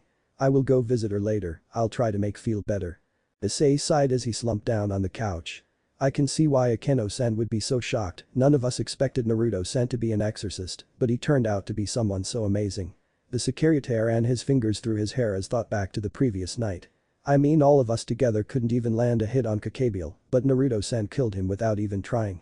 Tiba nodded as he leaned his back against the wall. "Naruto-senpai moved faster than anything I have seen before, even my sensei can't move at that speed." Rias looked concerned as she closed her eyes. It was like he was at several places at the same time, and it was as if he had no momentum at all. Kiba closed his eyes and pictured Naruto's fight. It should be impossible to move in one direction at that speed and just switch to the opposite direction instantly afterwards. At the same speed a normal person's body wouldn't be able to handle such change. "That was not speed," muttered Rias as everyone looked over at her. It was instantaneous teleportation. He was literally at several places at almost the same moment in time. He could teleport himself at high speed to an intended target, so in our eyes he was cutting down Cabal with impossible speeds. "Teleportation, how can he use it so quickly?" asked Kaneko. "Nobody knows, but the technique he was using was not anything like our teleportation circles, it is much more advanced." Rias entwined her fingers together and leaned in further on her desk. "He can teleport instantaneously at will, and it allows him to fight in extremely high speeds." "But still," muttered Issei looking a little troubled, Cabal was supposed to be one of the leaders of the entire Fallen Angel faction, and for him to be utterly owned like that, it's just really hard to believe. Even Valper was scared of him and instantly suggested to retreat the moment he walked in. Kiba knew the personality of his enemy very well, and for a man like him to cower in fear while having Cabal was his side was something he never thought possible. Then he called Naruto-senpai something, I believe it was kiroy senko. Rias nodded. I'm surprised none of you had heard of him before, but that is a name that had been circling around the human world, the underworld, a lot in recent years. Every leaned in closer to listen to Ria's story. 3 years ago in Spain, there was a huge dispute between the European yokai, the church, and the devils, and Ani-sama sent his peerage to deal with them. Grafia was leading the group because they recognized the enemy to be quite strong, but in the end they didn't even have to fight. What happened? Asked Asia timidly. The church had sent their own people to deal with the yokai, only one person. Rias leaned back on her chair and looked at her family. The yokai's number was estimated to be over 300, and Ani-sama's peerage, though that one man was just a joke on the church's side, but they were all shocked when that one man killed every single yokai inside in under 3 minutes. Kiba's eyes widened as everyone fell in shock.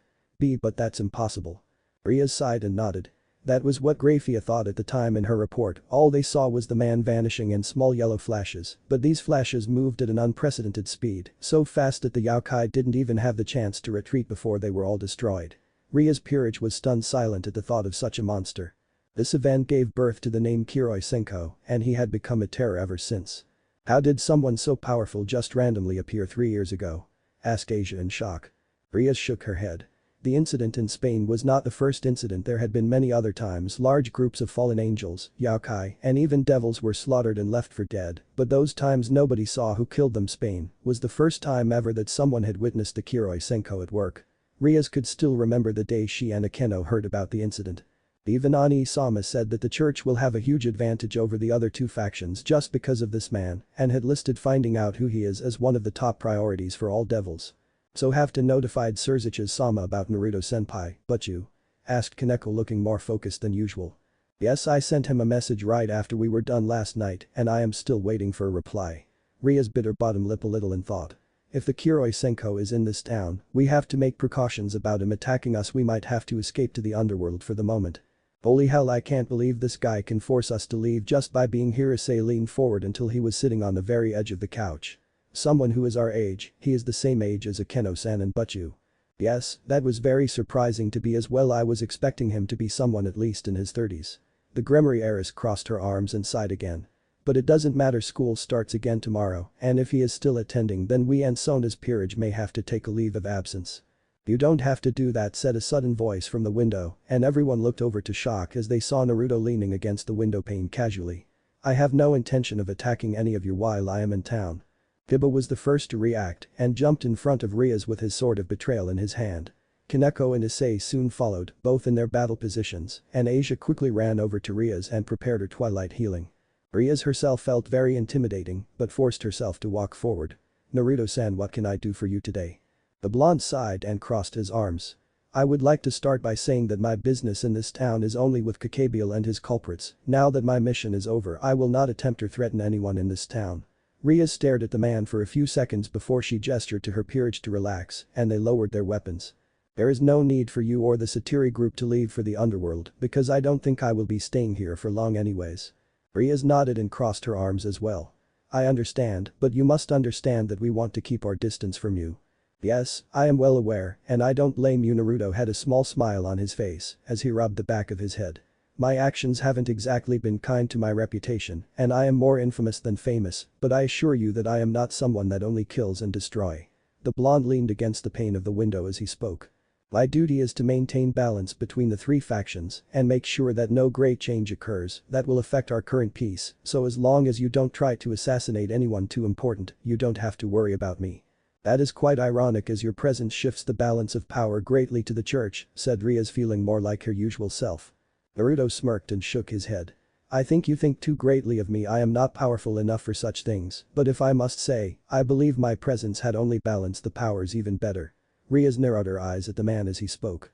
Ever since the end of the Great War, the devils had gained for new and powerful Satans, some might say even more powerful than the original, and I am only one human the church has gained. Fair enough, but enough small talk, please tell me why you are here today.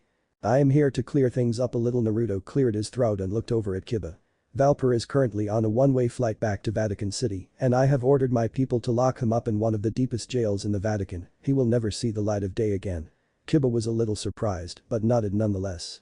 "I also want to say that the Holy Sword Project is now under my command, and let me assure you that there is no longer any sort of human testing for sacrifices. We have figured out a way to produce sword users through pure means." Kiba nodded again before he looked down at the ground. "I'm glad.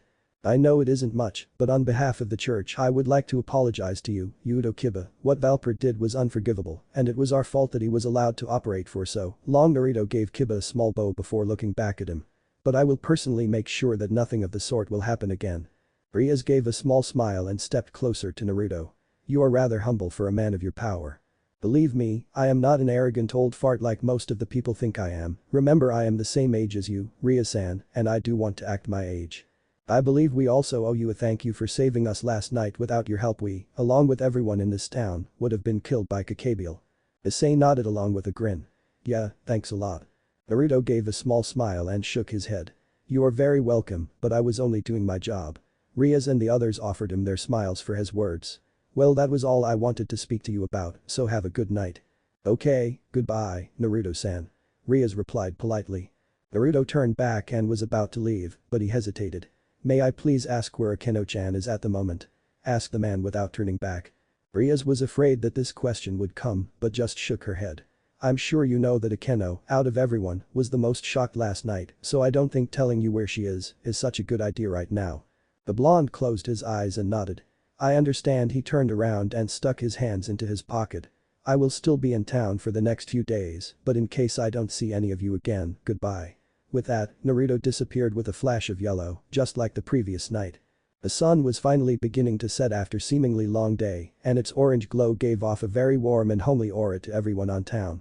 Having nothing to do until the higher-ups gather in the school, Naruto was aimlessly wandering around the town, hoping for something interesting to happen. It had already been 3 hours since he left the old schoolhouse, and he can't seem to rid the thoughts of Akeno from his mind. He could vividly remember the expression on Akeno's face once she realized he was an exorcist. Naruto was genuinely surprised to see so many emotions run through Akeno's eyes in the split second they made eye contact. Akeno behaved much more intensely than he had expected, and it had been bothering him greatly ever since. The blonde ran his fingers through his hair before reaching down to button up his black sports jacket. It was getting a little chilly as the wind grew stronger. Looking around his surroundings, Naruto found that he was already at the edge of town. There were no longer any tall buildings around him, but there were a lot of wooden houses and a large forest that stretched into undeveloped territory.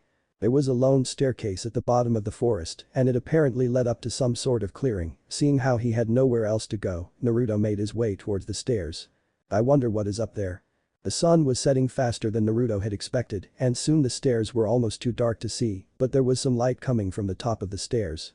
The light was flickering as Naruto got closer, so he assumed that it was some sort of live flame and not artificial light. After a few more steps, Naruto saw a large Shinto arch, which indicated that the building ahead was in fact a shrine. Naruto smiled as he took in the elegant Japanese architect. It was much different than what he was used to make in the Vatican, but still gave off a mystical feel to the beholder. The sun had fully set, and the shrine was only lighted by a few traditional lanterns hanging on the main building, and Naruto could see something cleaning the main lobby with a broom. Akeno-chan. Standing in the middle of a small lighted area was in fact Akeno, wearing her shrine maiden clothes as she swept the floors with a bamboo broom. Her movement suddenly ceased the moment she heard a very familiar voice call out to her, but she slowly turned her head to look at the entrance of the shrine. Her violet orbs once again connected with Naruto's piercing blue eyes, and she instantly felt some fear course through her. Akeno quickly turned around and walked over to the main building of the shrine. "Wait, Akeno-chan," cried Naruto as he quickly sped over to his friend. Even without his Hiraishin, he was extremely fast, and he grabbed onto her wrist before she could take another step. Akeno avoided Naruto's gaze and tried to pull her wrist free. "Let go of me," she said weakly. Naruto felt his heart ache when he saw some dried tears on Akeno's cheeks. "Please, can I just talk to you?" Some tears started to gather in Akeno's eyes as she shivered a little, and her movement started to calm down. I really didn't mean to hide from you. I knew you were a devil from the day I saw you again at my concert, and since that moment I really couldn't tell you who I am." Akeno's tears started to flow down her cheeks, which made Naruto feel even worse. "I was on a mission and there was no way I could tell you I was an exorcist." Then why whispered Akeno without looking at Naruto. "Why did you try to get close to me?" "Akeno-chan." Akeno turned to look at Naruto after a deep breath and gritted her teeth as more tears fell. You knew that I was a devil, so you knew that nothing good would ever come out of us being close. Naruto's frown deepened as he gently held onto Akeno's wrist. Did you know how happy I was to meet with you again after so long? Did you know that I was so obsessed with you that I couldn't even sleep? Did you know how much it would hurt me when you show me the truth? Akeno glared at Naruto and slapped him hard across his cheek. I'm sorry, Akeno-chan, muttered Naruto as he felt his own heart sting at the sight in front of him. I really didn't know you thought so deeply of me. Akeno channeled some lightning to her hand and pulled her wrist out by force. Don't apologize. Cried the girl as she stepped back a little. Tell me why you got close to me even though you knew we are destined enemies. Because you are important to me, answered Naruto quickly. You wouldn't be able to imagine just how important our brief meeting was to me, how much it affected me. Akeno calmed down slightly as she continued to listen. My parents died 1 month after I met you, the deep emotion was clear in Naruto's voice as he spoke. I was left an orphan and was taken to the church because of my powers. I had no friends at all, you were the only one I could even consider a friend. Akeno was getting increasingly surprised as each second passed. He was like me. I lost everything I had in a few days, and when I moved to the church all I had was some photos and this watch. Naruto pushed his sleeve back and showed Akeno that he was still wearing her watch. My powers had just awoke at the time, and it was going crazy watching the steady tempo of this watch was the only thing that kept me from destroying everything around me. Naruto smiled as he looked down at the watch. In a way, the ticking of this watch was my first song, and it was its tempo that allowed me to train with my powers. Akeno looked down at the watch and stared at the smiley face. I thought about you all the time back then, and I promised myself that when I was strong enough, I would come back to Japan to find you and thank you again for this watch. Did you ever come back to Japan? I was alone too, you know. Choked out Akeno as she dried some of her tears. Naruto looked down at the ground and shook his head. No, I never got very far. The blonde stared down at his hands and sighed. I got very strong very fast at the time, and I was quickly assigned to certain exorcist groups and was sent out to missions. Things spun out of control, and I lost track of you. How did you feel when you saw me again? Asked Akeno softly.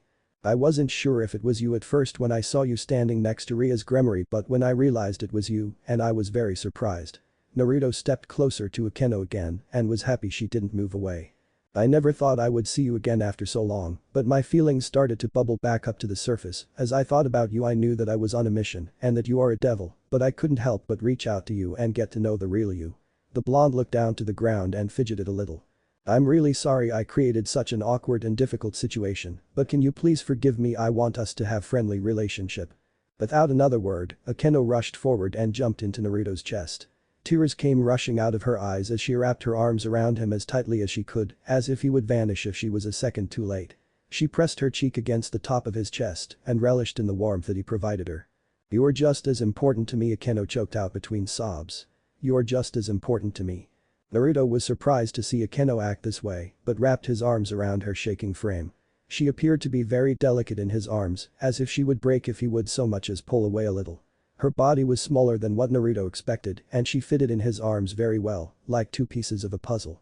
I really don't care that you are a devil. I have enough experience to say that it is not the individual factions that make good and evil. Even if we are supposed to be enemies, I will always be your friend. Naruto hugged Akeno tighter as he spoke.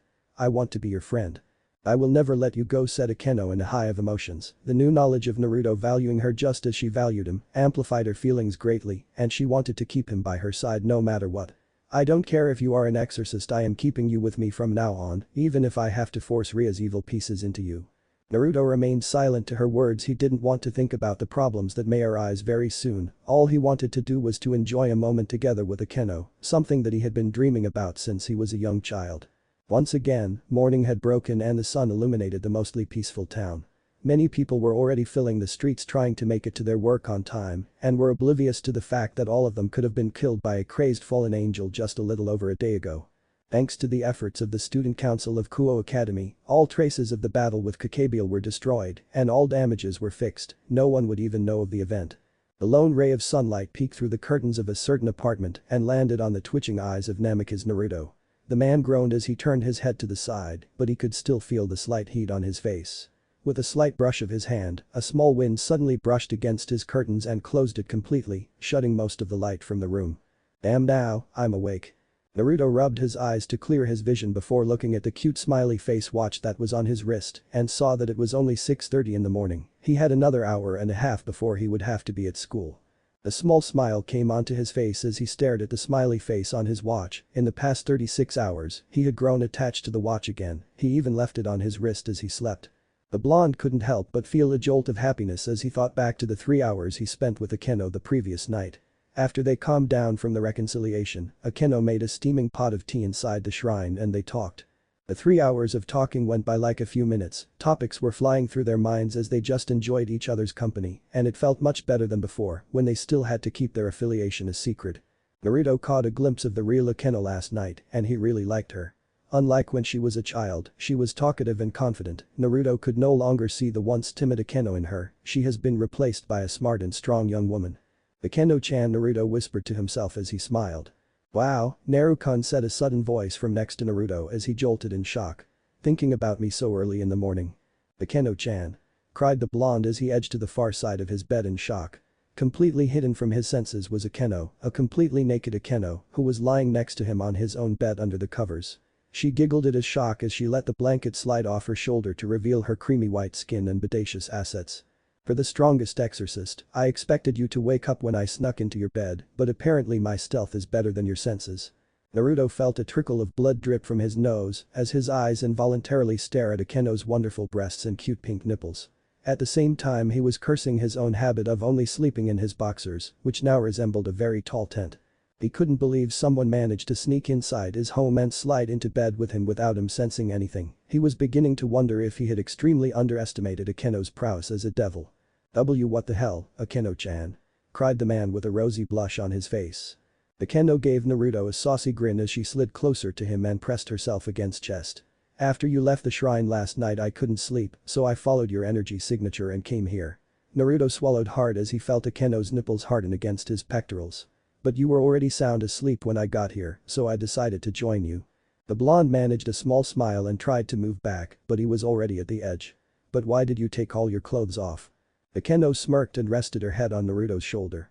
It's all thanks to Rias, when we were younger we shared a room together and she would always say that sleeping in the nude is a lot more comfortable and I eventually got the same habit. Naruto groaned when Akeno brushed her leg against his thighs.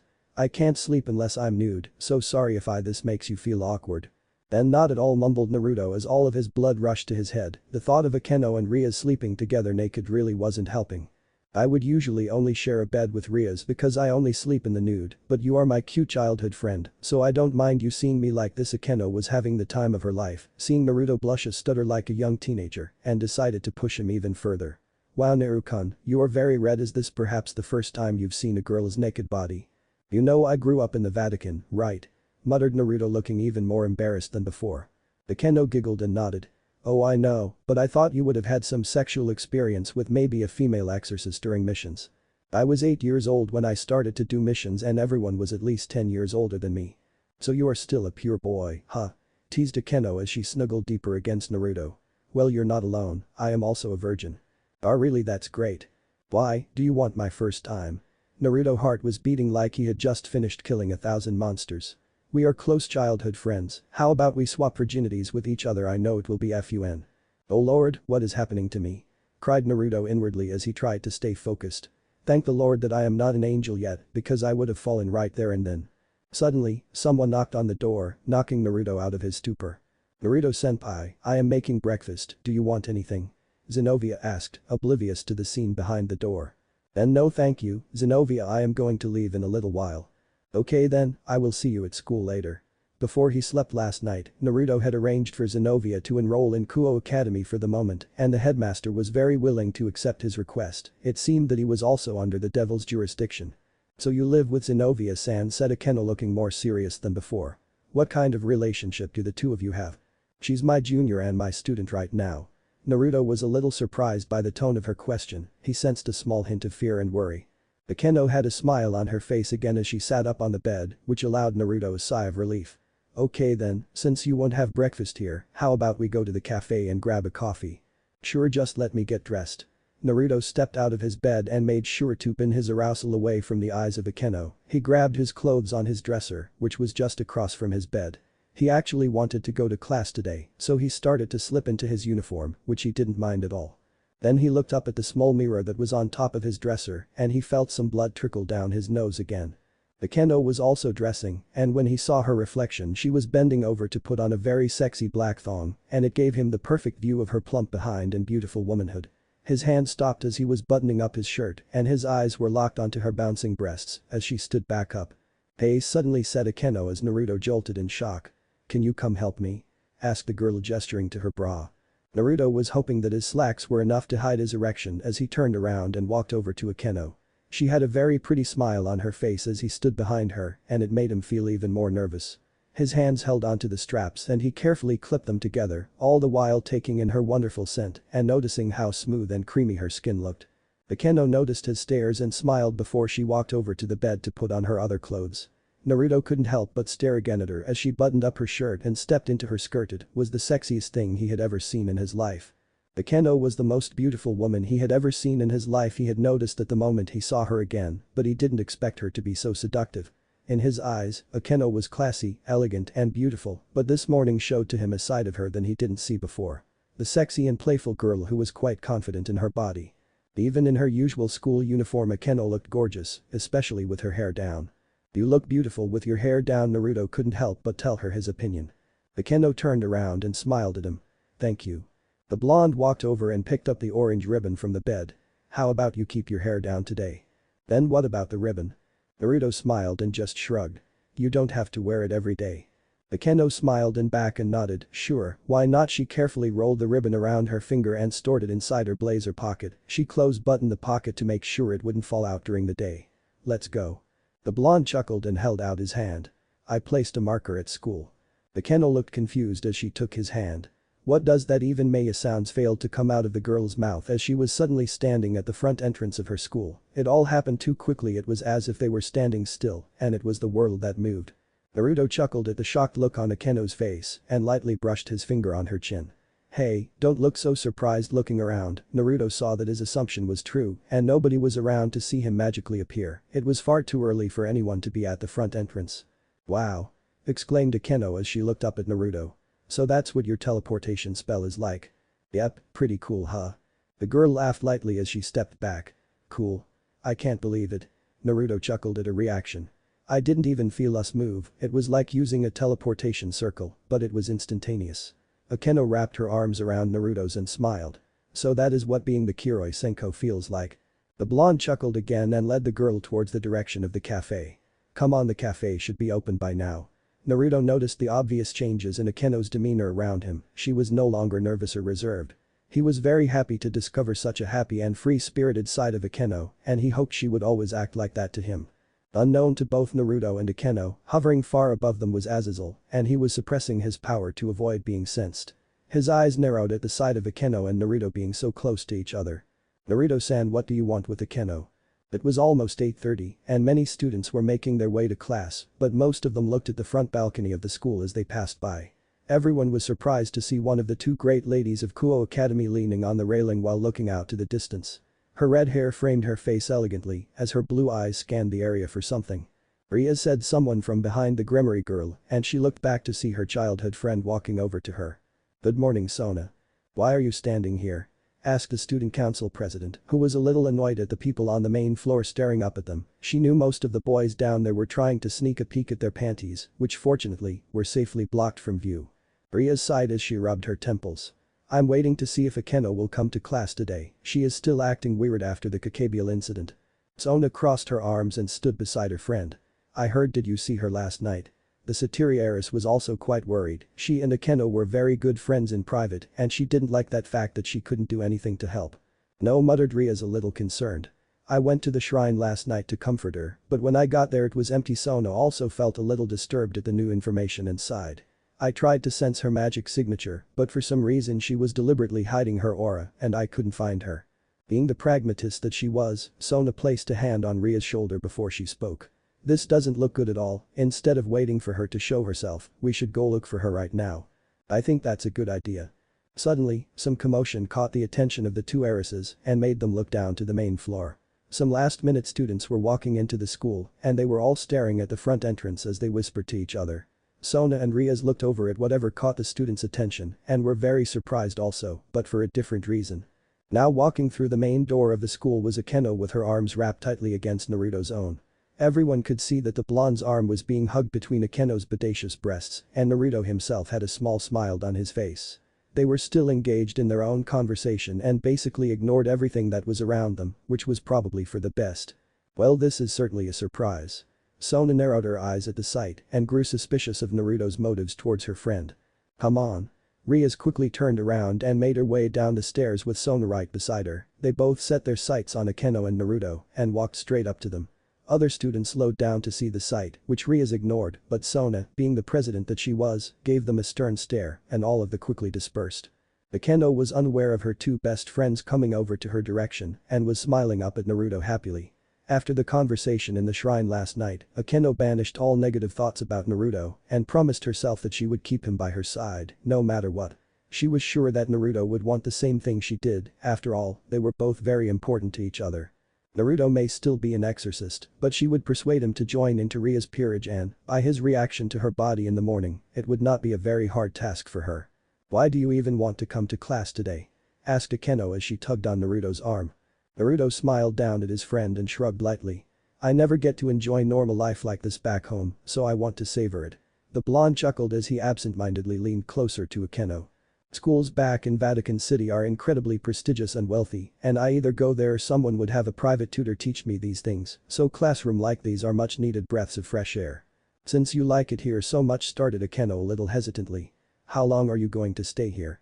Naruto's eyes softened at the nervousness he saw in Akeno's eyes. I am really not sure, I will be here for at least a week more, but I would have to leave when Michael-sama assigns me another mission. Akeno looked away from Naruto's eyes and nodded. I see. The blonde felt a little guilty and pulled her closer. Akeno-chan, Akeno, said a familiar voice that interrupted Naruto before he could finish. What are you doing? Rias stood in front of the two entwined people with a very serious expression on her face. Her eyes were locked onto their very close frames and she grew very dubious of Naruto's motives towards her best friend. Akeno gave Rias her usual smile and waved her off. Nothing, I was just enjoying breakfast with Naruto-kun. Sona walked up to the group after she made sure the halls were scarce of students. Please answer honestly, Akeno, you know exactly what we are asking. Akeno narrowed her eyes at her friends. And I told you, I was spending some time with Naruto-kun. She disentangled her arms with Naruto's and stood in front of him. Why are you two interrogating me like this? Yes, started Naruto as he stood behind Akeno with a hand on her shoulder. Akeno-chan was just having breakfast with me and I believe I have told you quite clearly yesterday, Rias-san, I will not harm anyone in this town, especially not Akeno-chan. Rias marched up to her queen and pulled her into her arms. Sorry Naruto-san, but I require the help of Akeno for now, so please excuse us. With a snap of her fingers, a red magic circle appeared below their feet. Do not worry, this won't take long. Rias, what are you doing? Asked Akeno looking back at her friend. Just come with me. The magic circle vanished as the two were teleported from the school lobby, leaving Naruto alone with Sona. Naruto sighed as he placed his hands in his pockets. Are you all still worried that I will harm Akeno-chan? Sona adjusted her glasses and shook her head.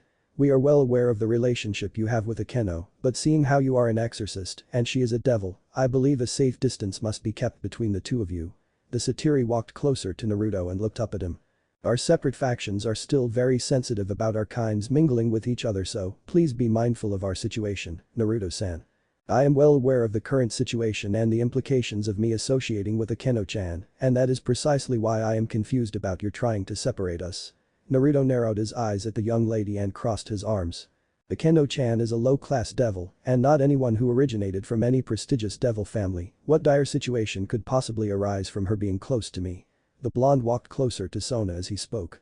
I highly doubt that the Satans would start a war with us because of one devil being friends with me, and Rias-san doesn't look like she would banish her best friend because of me, so what is the huge problem here? The problem is how differently Akeno had been acting ever since you showed up here, said Sona with much more emotion than before. It is almost as if she has become obsessed with you, someone who is our enemy by nature, and as her closest friends, we are very concerned about her. Sona activated her own magic circle under her feet as she narrowed her eyes at Naruto. If you truly care for her, then please let us figure out what is happening to her right now. Naruto watched Sona disappear with her magic circle as he sighed. This is getting quite complicated. What are you doing, Rias? Exclaimed Akeno as she emerged from the magic circle and arrived at the club room. Rias saw that the room was empty before she walked over to Akeno and sat her down on the couch. I should be asking you the same thing, the red-haired girl looked concerned as she held her best friend by her shoulders. What are you doing with Naruto-san? Don't you know he is one of our greatest enemies? What are you saying?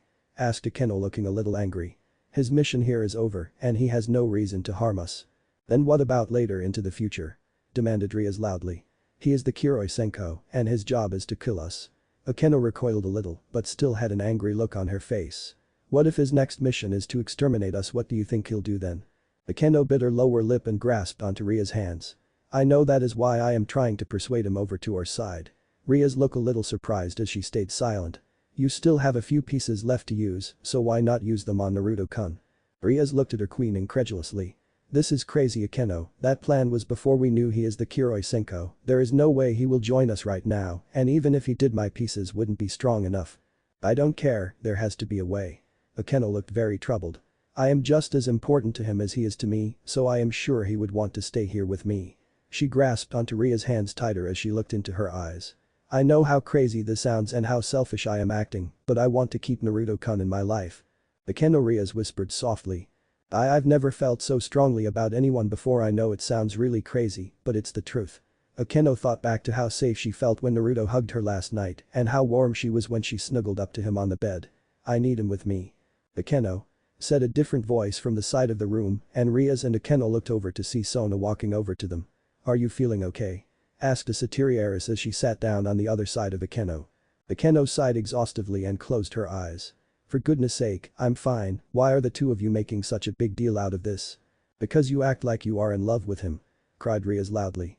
The quick silence came over Akeno as she tried to find a proper retort, but none was coming to her. Was she in love with Naruto? That question bounced around her head as the quick realization came over her. She was in love with Namikaze Naruto. But then another question followed. Was she in love with the real Namikaze Naruto, or just the one she conjured in her mind? For years she had been thinking about the artificial Naruto in her mind. Could she have just replaced the real one with the fake one? She didn't really know the real Naruto that well, but he made her feel very safe and warm and even loved. Sona saw confusion, then frustration come only Akeno as she thought over her situation rationally, perhaps for the first time since she saw Naruto again.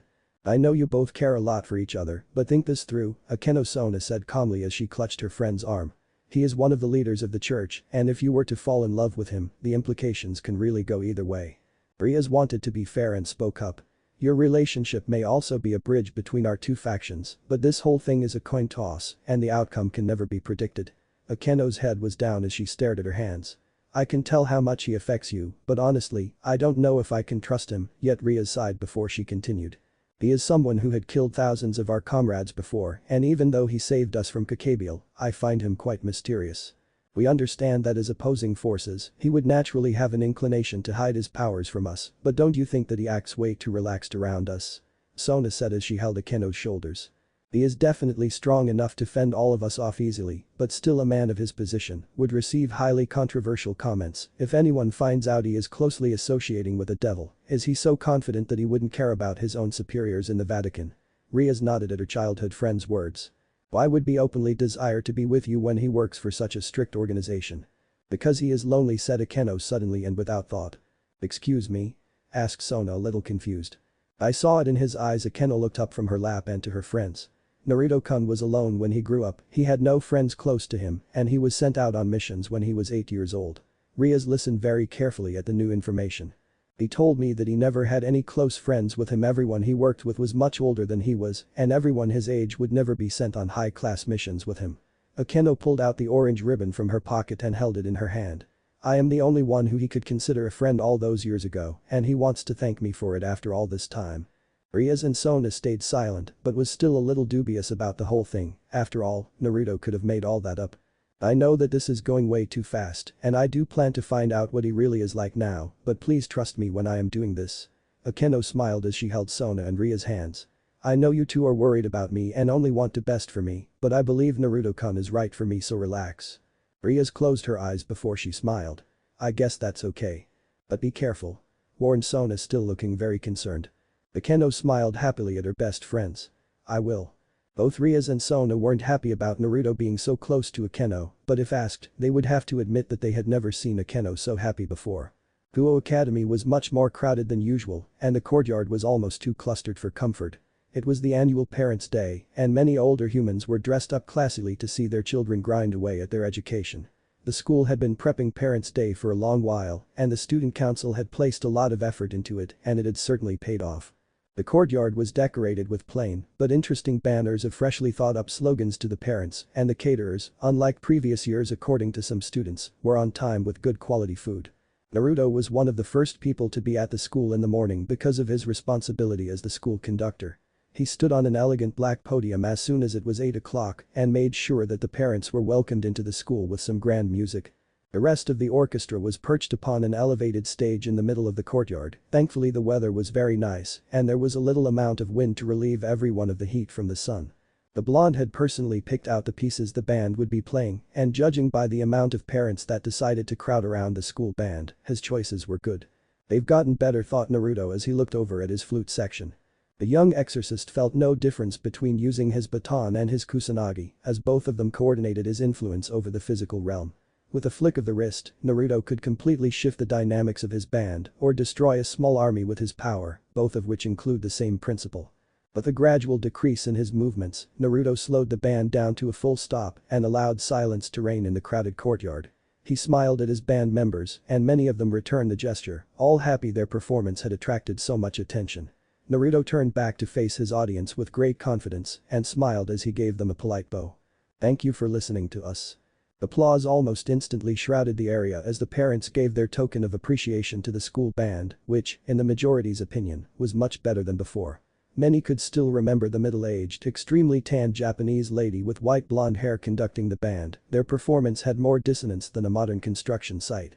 Everyone was surprised the school got rid of the strange lady and hired a young student to replace her, but was all pleasantly glad that the young man did such a good job. The band sounded better than ever. Naruto turned back to his hand and lifted his hands into the air, which was a gesture to the members, indicating that they could all rise and leave the stage. One by one, each student filed off the stage and quietly into the school to change back into their normal school uniforms. Many of the students needed to find their parents inside their homeroom class. Naruto remained on his podium until all of his members had gone, which was taking a little longer than usual, since many of the members, particularly the girls, smiled brightly at Naruto before they left, stalling their movements a little. "That was very good, Naruto-senpai." Walking off the podium, Naruto smiled at his junior and student. "Thank you, Zenobia, I hope you liked it." The blue-haired girl nodded with a smile. "I really liked it, it was almost as good as the performance you did back in Vatican City." The kiroy senko's face wasn't well known, even back in Vatican City, and sometimes he would take the place of the normal conductor of the official Vatican orchestra and host several performances of his own. People would usually be confused as to why there was a teenager conducting one of the best orchestras in the world. "Come on, let's go inside," Naruto said as he led his student into the school. It had been a week since the Cabal incident and Naruto had gotten quite accustomed to being a student and associating with people his own age. He would mostly be seen walking around the school and having lunch with Akeno, but Zenobia would sometimes follow them if she was free. The two devil groups in the school seemed to have become more relaxed with his presence, but he could sometimes still see Rias Gremory or Sona looking at him from afar while he was with Akeno. It was a little annoying to Akeno, but he was fine with it for the most part. It was very nice to know that Akeno had such caring friends. "Naruto-senpai, the meeting will happen tomorrow night, right?" asked Zenobia looking rather serious. Naruto looked much more casual as he smiled at some parents that nodded at him. "Yes, Michael-sama should be here around tomorrow morning, but he had said that we wouldn't need to meet with him until later in the evening." The blonde looked down at his student and smiled at her expression. "Are you nervous about meeting Michael-sama?" Zenobia blushed in embarrassment and looked away slightly. "Maybe a little bit. I've heard many stories about the Archangel Michael, but I never thought I'd meet him so soon." The blonde chuckled a little and patted her head. "Don't worry, Michael-sama is a very polite and peaceful person and he takes very good care of his subordinates." Zenobia nodded back silently but was a little surprised when she felt a large group of devils ahead of them. She looking ahead and saw the Gremory group and the Satiri group all standing at the end of the school lobby, but there were several new faces with them. Two of them had crimson red hair just like Rias Gremory, but were both men and looked older than her. There was a woman standing next to the younger crimson-haired man and she was dressed as a maid, looking very professional. There was also a very peculiar character standing next to the student council president. She was wearing some sort of magical girl outfit and had a very childish face, but looking at her full body, she was a grown woman without a doubt. Zenobia started Naruto very seriously, which surprised the girl a little. "Stay very quiet and stand behind me." Naruto, of course, had seen those faces before, almost too often in his opinion. It was hard to believe in such a small town in the middle of Japan would house so many powerful beings. Not only did Azazel, the governor of the fallen angels, live here, it was also the occasional home for two of the four Satans. Surzich's Lucifer and Seraphol Leviathan. Naruto had researched quite extensively on the Satans and their powers, and both Satans in front of him were undoubtedly very powerful. The other two devils present were no joke also, only of them was the current head of the Grimmery family, and the other was Graphia Lucifuge, a devil whose strength that rivaled Seraphol Leviathan. The blonde's eyes surveyed the group of devils ahead. He could see Rias and Sona both looking at him as usual, but their servants looked a little nervous, which was understandable. His eyes finally landed on Akeno, someone who had become extremely close and precious to him in very little time. She looked rather emotionless as she stood beside Rias, but he could see from her eyes that she was concerned about him, but he only smiled as he walked up to the group. Surzich's was the only one who stepped forward to greet Naruto. "Hello there," said the man rather happily. "It is very nice to finally meet you, I am Surzich's." The red Satan had a friendly smile on his face as he extended his hand to the young man. Naruto confidently shook hands with who was possibly his worst enemy and smiled at him. "It is nice to meet you too, I am Namikaze Naruto." The blonde gestured to Zenovia, who was behind him sporting a shocked expression after hearing the man's name. "And this is my subordinate, Zenovia." "Hello to you too, Zenovia, Durandal wielder." The girl managed a curt nod. "Nice to meet you." Surzich's gestured back to his family and friends and walked back to them, along with Naruto had Zenovia, and Akeno was staring at the blonde man as he walked up to them. "I believe you already know most of my family and friends here, but let me introduce." The red-haired man smiled as he gestured to the magical girl next to him. "This is Seraphol Leviathan, my colleague, this is my father, Lord Grimmery, and this is my wife, Graphia." Naruto smiled and nodded. "It is very nice to meet you, Seraphol Dono, Grimmery Dono." Lord Grimmery smiled and gave a curt nod, but Naruto was much more amused to see Seraphol twirl around in her outfit and struck a pose. "It is nice to see you again, Graphia-san," Naruto said as he looked over at the silver-haired woman whom he had seen 3 years ago in Spain. Graphia looked back rather emotionally and gave a polite bow. "Yes, I see you have changed in 3 years, Namikaze Dono." The last time Graphia saw Naruto was 3 years ago in Spain, and their meeting lasted a few minutes at most after Naruto destroyed the Yokai army. The woman's memory showed her a younger-looking Naruto who was at least 5 inches shorter than he was today. "Yes, I finally finished puberty," Naruto joked with a calm smile on his face. Surzich's chuckled and looked back at Naruto. "I must thank you, Naruto-san, for saving my sister and her family from Cabal. We were very fortunate to have you present at the time." "There is no need, Surzich's Dono, dealing with Cabal was a part of my own mission." Naruto smiled at the Satan, who was much different from what he had imagined. "I must apologize for involving Ria-san and Sona-san into the whole ordeal. I should have handled the situation much sooner than I did. The important thing is that everyone is safe." It was Seraphol who said this as she hopped forward. "If it wasn't for you, my cute little Sona-chan would have been hurt and I would have charged straight at Azazel for revenge." Seraphol was twirling her magic stick around as she spoke, and Naruto chuckled at her strange behavior. So Naruto stated more casually than before. "It is nice for you all to be here for Parents' Day. I really wasn't expecting any of you until tomorrow night." Surzich's and Seraphol both smiled and nodded. "Well, since I am usually very busy, this is a nice chance for me to see my little sister in her school." The Satan smiled back at Rias, who gave her brother a soft smile as well. "Two birds with one stone, I guess." "Yeah, I haven't seen Sona-chan in so long. I was dying from missing her so much."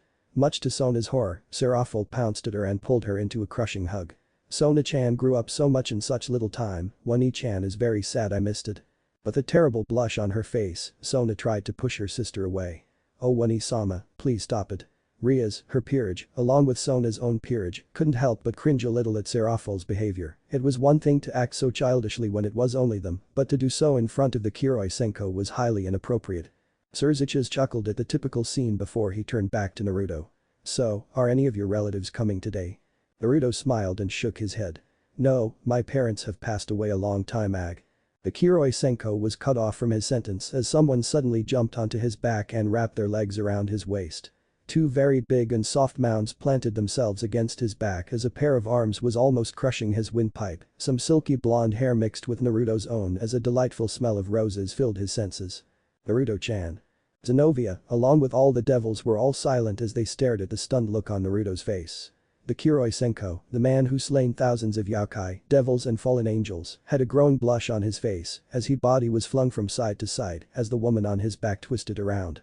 Rias along with most of her peerage, mainly Issei, were shocked to see such a scene, but the security was mostly thinking of how sexy the woman looked. Sona and her peerage were also very shocked, and the former was thinking the scene was rather familiar. The one person who was really acting different from the rest was Akeno. She had a look of fury in her eyes as she looked at the beautiful woman hug her Naruto-kun from behind and even ride on his back.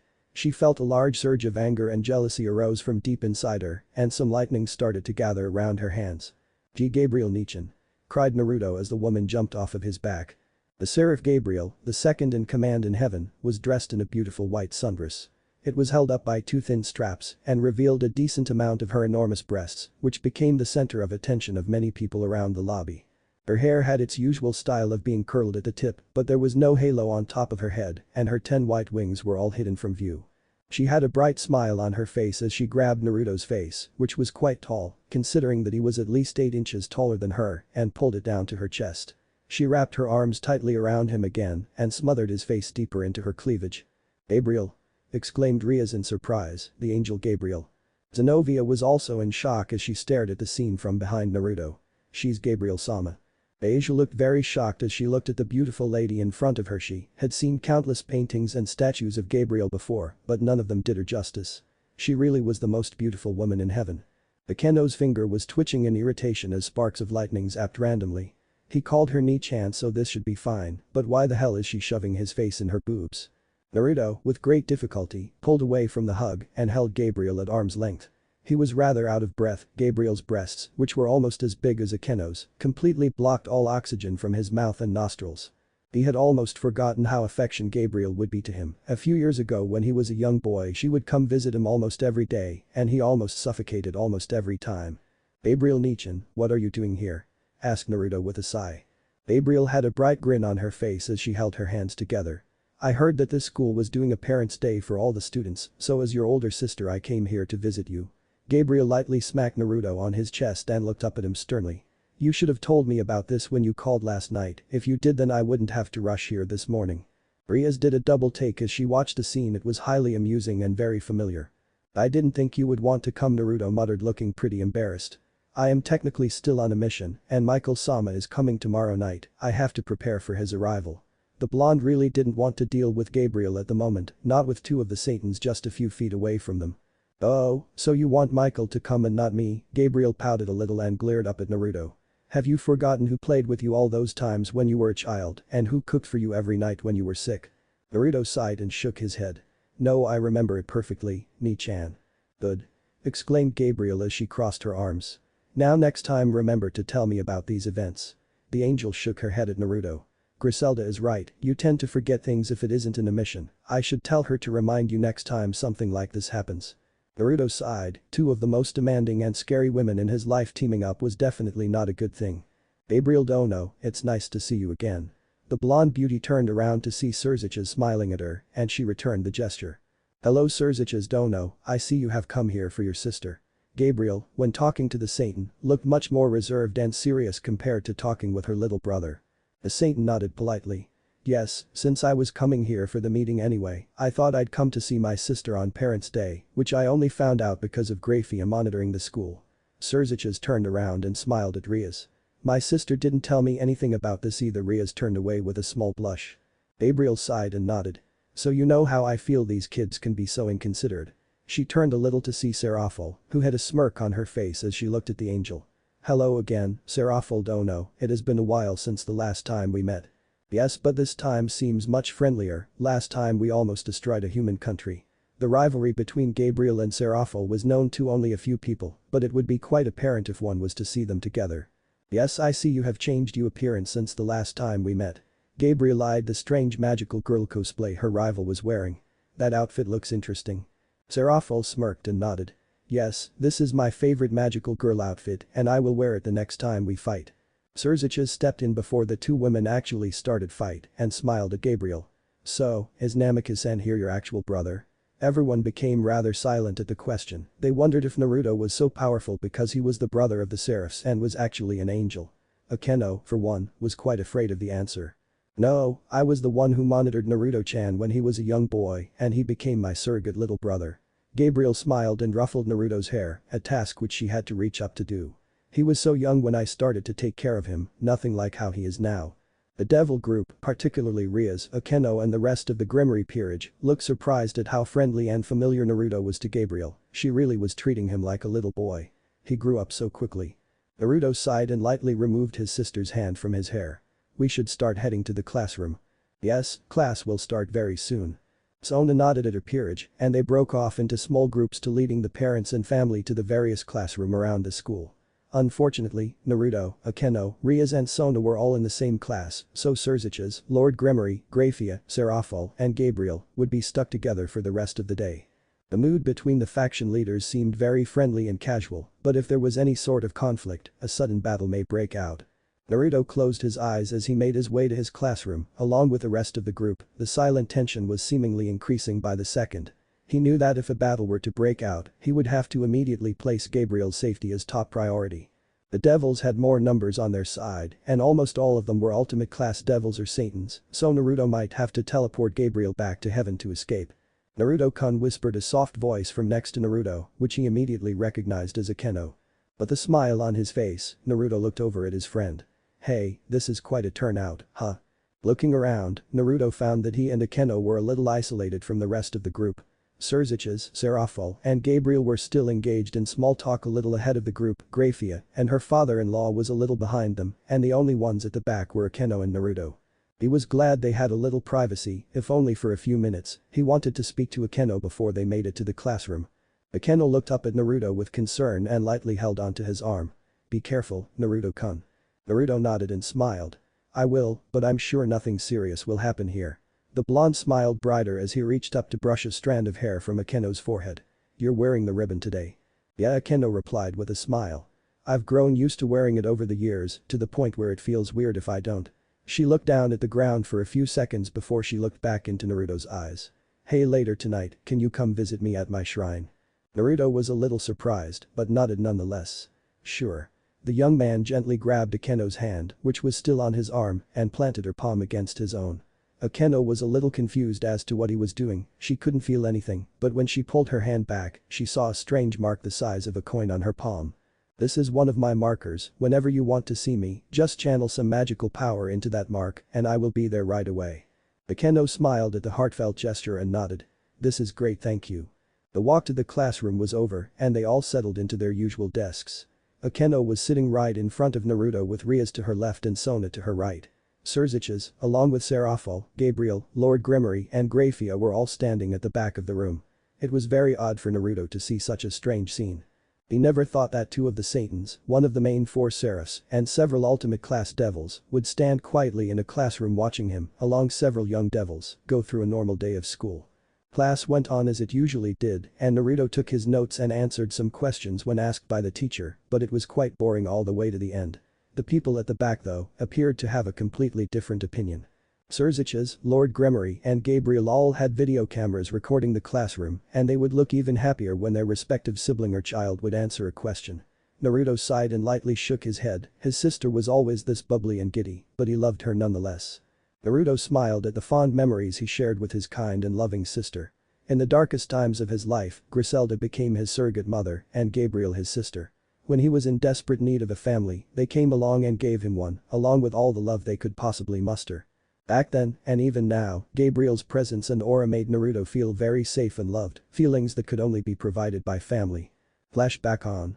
Sounds of small blasts of energy could be heard around the small training ground as a small boy stood a few feet away from a series of targets made out of wood. These targets resembled the ones people would shoot at during archery tournaments, but instead of arrows, the boy would blast them with shocks of lightning and destroy them. Ha! Cried the boy as he fired another shot of lightning at his second last target. The blue energy struck the target at blinding speeds and incinerated the piece of wood to ashes. The boy was panting quite heavily and fell to his knees. There was sweat dripping from his brows and dirt all over his finely tailored clothes. It was nearly nightfall, and the orange sun was beginning to dip more and more into the horizon. The boy knew that he only had a few more minutes before he had to return to his quarters, and he only had one more target to destroy. With a few deep breaths, the boy gathered the last of his strength and stood up on his feet, a determined expression on his face. Ha! Another blast of blue lightning shot from his hands and collided with the target, and to the boy's ever relief, it was destroyed just like its 50 other counterparts. With a small smile on his face, the boy sat down on the soft grass and lay down fully on his back. At the very moment, he heard the familiar ringing of the large bells on the clock tower sounding out into the distance, covering every corner of the city of Rome. The bells meant that his day was over and he could return to his quarters to rest. "Oh, there you are," said a sudden voice from behind the boy, breaking the serene silence of the evening. "I thought I told you to rest after yesterday." The boy smiled at the nun who walked over to him with her hands on her hips. "I'm sorry, Griselda Abachan, but I wanted to master my lightning magic sooner." Naruto. Griselda had a small frown on her face. "You are just 8 years old, you don't have to train like this yet." Naruto sat up on the ground as the lady knelt down next to the boy. "You should be in school and make friends with other boys your age." "I don't want to go to those boring classes and the other kids are always scared of me." Naruto crossed his arms as a small pout came on his lips. "They all think I would blow up the classroom or freeze the school if I get mad." Naruto had activated his powers not long ago and he once caused a bolt of lightning to destroy his school's clock tower. It was during mass and everyone in the school saw it happen with their own eyes. Since then Naruto had become a terror to the other kids his age. "But if you keep training like this you'll get hurt." Naruto smirked and patted his chest. "Don't worry about me, Griselda Abachan, I always become stronger after I train, even if I hurt myself, and soon I'll be strong enough to go on high-class missions," exclaimed the boy looking very excited. Griselda sighed and ran her fingers through the boy's blonde hair. "Naruto, you are a child, why don't you leave the monsters and yokai to the adults to deal with?" The woman looked concerned for the child she had come to love dearly. "If your parents were here I know they would agree with me." Naruto's eyes darkened at the mention of his late parents. "The one thing I know is that if I had the power I have now the day they died, I would have been able to save them." The boy's mind trailed back to the scene where an out-of-control car crashed into his parents while they were window shopping, with Naruto himself just a few feet away, a few feet that saved his life. "I could have frozen that car to the ground before it hit them. I could have pulled them back faster than that car could reach us." The sister pulled the boy into a warm hug and gently rubbed his back. "Don't do this to yourself, there was nothing you could do at the time, so do not blame yourself for their deaths." Griselda pulled back from the hug and saw some tears welling in the boy's eyes. She brushed them away with her fingers and kissed him lovingly on the cheek. "All you need to know is that they loved you more than anything and they would want you to live happily." "She's right, Neri-chan." A shining beacon of light appeared in the training field and when it died down, Gabriel was standing there with a sad smile on her face. "Gabriel-sama," muttered Griselda as she hugged the boy. "Ni-chan." Gabriel walked over to Naruto as she retracted her 10 angel wings and knelt down in front of him. "Your parents were very good people and I'm sure they are resting peacefully in heaven now." Naruto pulled away from Griselda and grabbed onto Gabriel's hand. "See, can you take me to see them, Ni-chan?" asked the boy with some tears spilling from his eyes. "You are a seraph, right, so can you take me up there and let me see them?" A light sob came out of Naruto. "I really miss my Ka-chan." Gabriel frowned heavily and pulled the boy into a warm hug.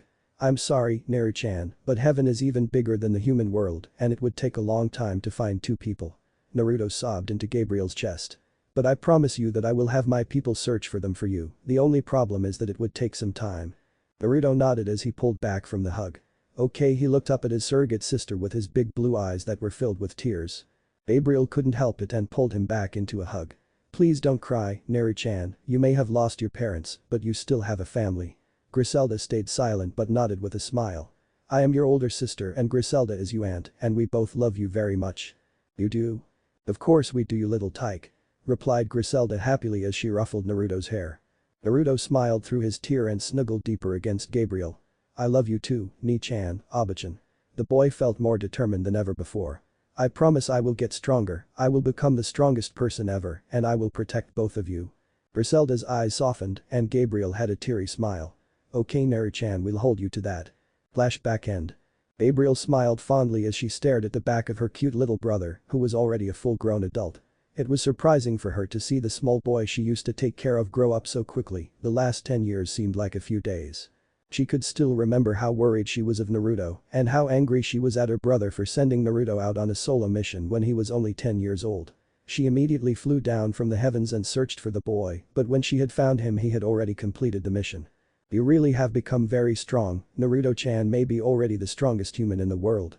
Gabriel had closely followed and documented all of Naruto's achievements with the church so far and he had done so much that he could safely become a seraph without anyone saying anything. "I can't wait until you join us in heaven, maybe by then we would have found your parents." The sounds of bells ringing sounded through the silent classroom, and the first thing Gabriel though was that it was the worst bell she had ever heard before, but then she realized that the class was over. Students were immediately packing up and the parents were walking over to their children. She looked over and saw that the two Satans and the other devils had gone to their children, so she also made her way to her brother. "It's been a long time since I've seen you in a classroom, Naruto-chan," chirped Gabriel with a beautiful smile. The blonde smiled back and nodded. "Yeah, it is really relaxing after so many years of work." Naruto packed his books into his bag and carried it over his shoulder. "So are you coming back to my apartment tonight? I'll cook you dinner." The angel smiled and shook her head. "I can't tonight, I have to prepare some things for the meeting tomorrow night and arrange some hotel rooms for Michael and me tomorrow." "It's okay, but if you need anything just call for me." Gabriel giggled and nodded. "I know you are very strong, Naruto-chan, but I'll be able to protect myself just for tonight." She leaned closer to Naruto and planted a soft kiss on his cheek before pulling back. "I'll see you tomorrow night and we'll talk more about your future career then." Naruto smiled and nodded. "Okay, see you later, Ni-chan." With that, Angel Gabriel walked out of the classroom with a smile on her face and Naruto was left alone. He looked back at Akeno and the others and saw that they were talking to the Satans and the other devils. With a small smile at Akeno, who was looking over at him, he waved and walked out of the classroom himself. He was a little tired from the boring class and wanted to rest a little before meeting with Akeno at the shrine later. It was night, Naruto had slept a little longer than he had wanted to and was woken up by a soft tingle he would feel when someone was calling him, thought one of his seals. He quickly jumped out of bed and slipped into a pair of simple black jeans, a blue t-shirt and a pair of runners. Without even turning, Naruto teleported to where Akeno was and the next time focused on his surroundings, he was inside some kind of room. Its design was just like the main building of the shrine, which he had spent a few hours in talking with Akeno a few nights ago, but this room was much smaller and dimmer. Instead of several large lanterns, this room only had a couple of candles, and there seemed to be some sort of cherry blossom scent filtering around the room. "Hey, Naruto-kun," said an extremely sexy and seductive voice from behind Naruto. "Do you want something for dessert?" The kiroy senko turned around and was a little stunned at the sight. The room he was in was actually a bedroom and it had a large futon spread out on the floor. Sitting in the middle of the futon with a white blanket covering her legs was Akeno, wearing a very thin silk kimono, with the obi barely holding the sides together. The loosely tied clothing revealed a lot of Akeno's wonderful breasts, but covered just enough to make Naruto's mind go crazy. "Akeno-chan. Come here," Naruto couldn't help but give in to his desires. He took off his shoes, his shirt and his pants, leaving him only in his boxers, which resembled more of a tent, and stepped into the futon. The sheets were still cold as he lifted them, but it was warm under the covers because of Akeno. Akeno eyes Naruto's wonderfully built body that she had only seen once before and sensually pressed up to his side. "Sorry about my state of dress, but I was taking a nap and I just woke up." As she leaned against Naruto, his clothes were being pushed more to the side, revealing just a little of her pink nipples. It's okay, you look amazing," Naruto muttered as his eyes guiltily looked down at her exposed body. Akeno reached over to her nightstand and picked up a bowl of sliced up fruit. "I didn't have time to bake any actual dessert, but this is better than nothing." She gently picked up a piece of watermelon and lifted it to Naruto's lip. "Here, the watermelon is really ripe." Naruto stared down into Akeno's violet eyes as he opened his mouth. The beauty smiled as Naruto started chewing and rubbed her cheek on his shoulder. "How does it taste?" "Very good."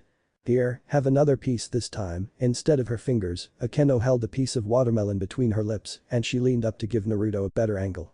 Naruto's heart rate increased as he opened his mouth and he bit down on the fruit with his lips just millimeters away from Akeno's.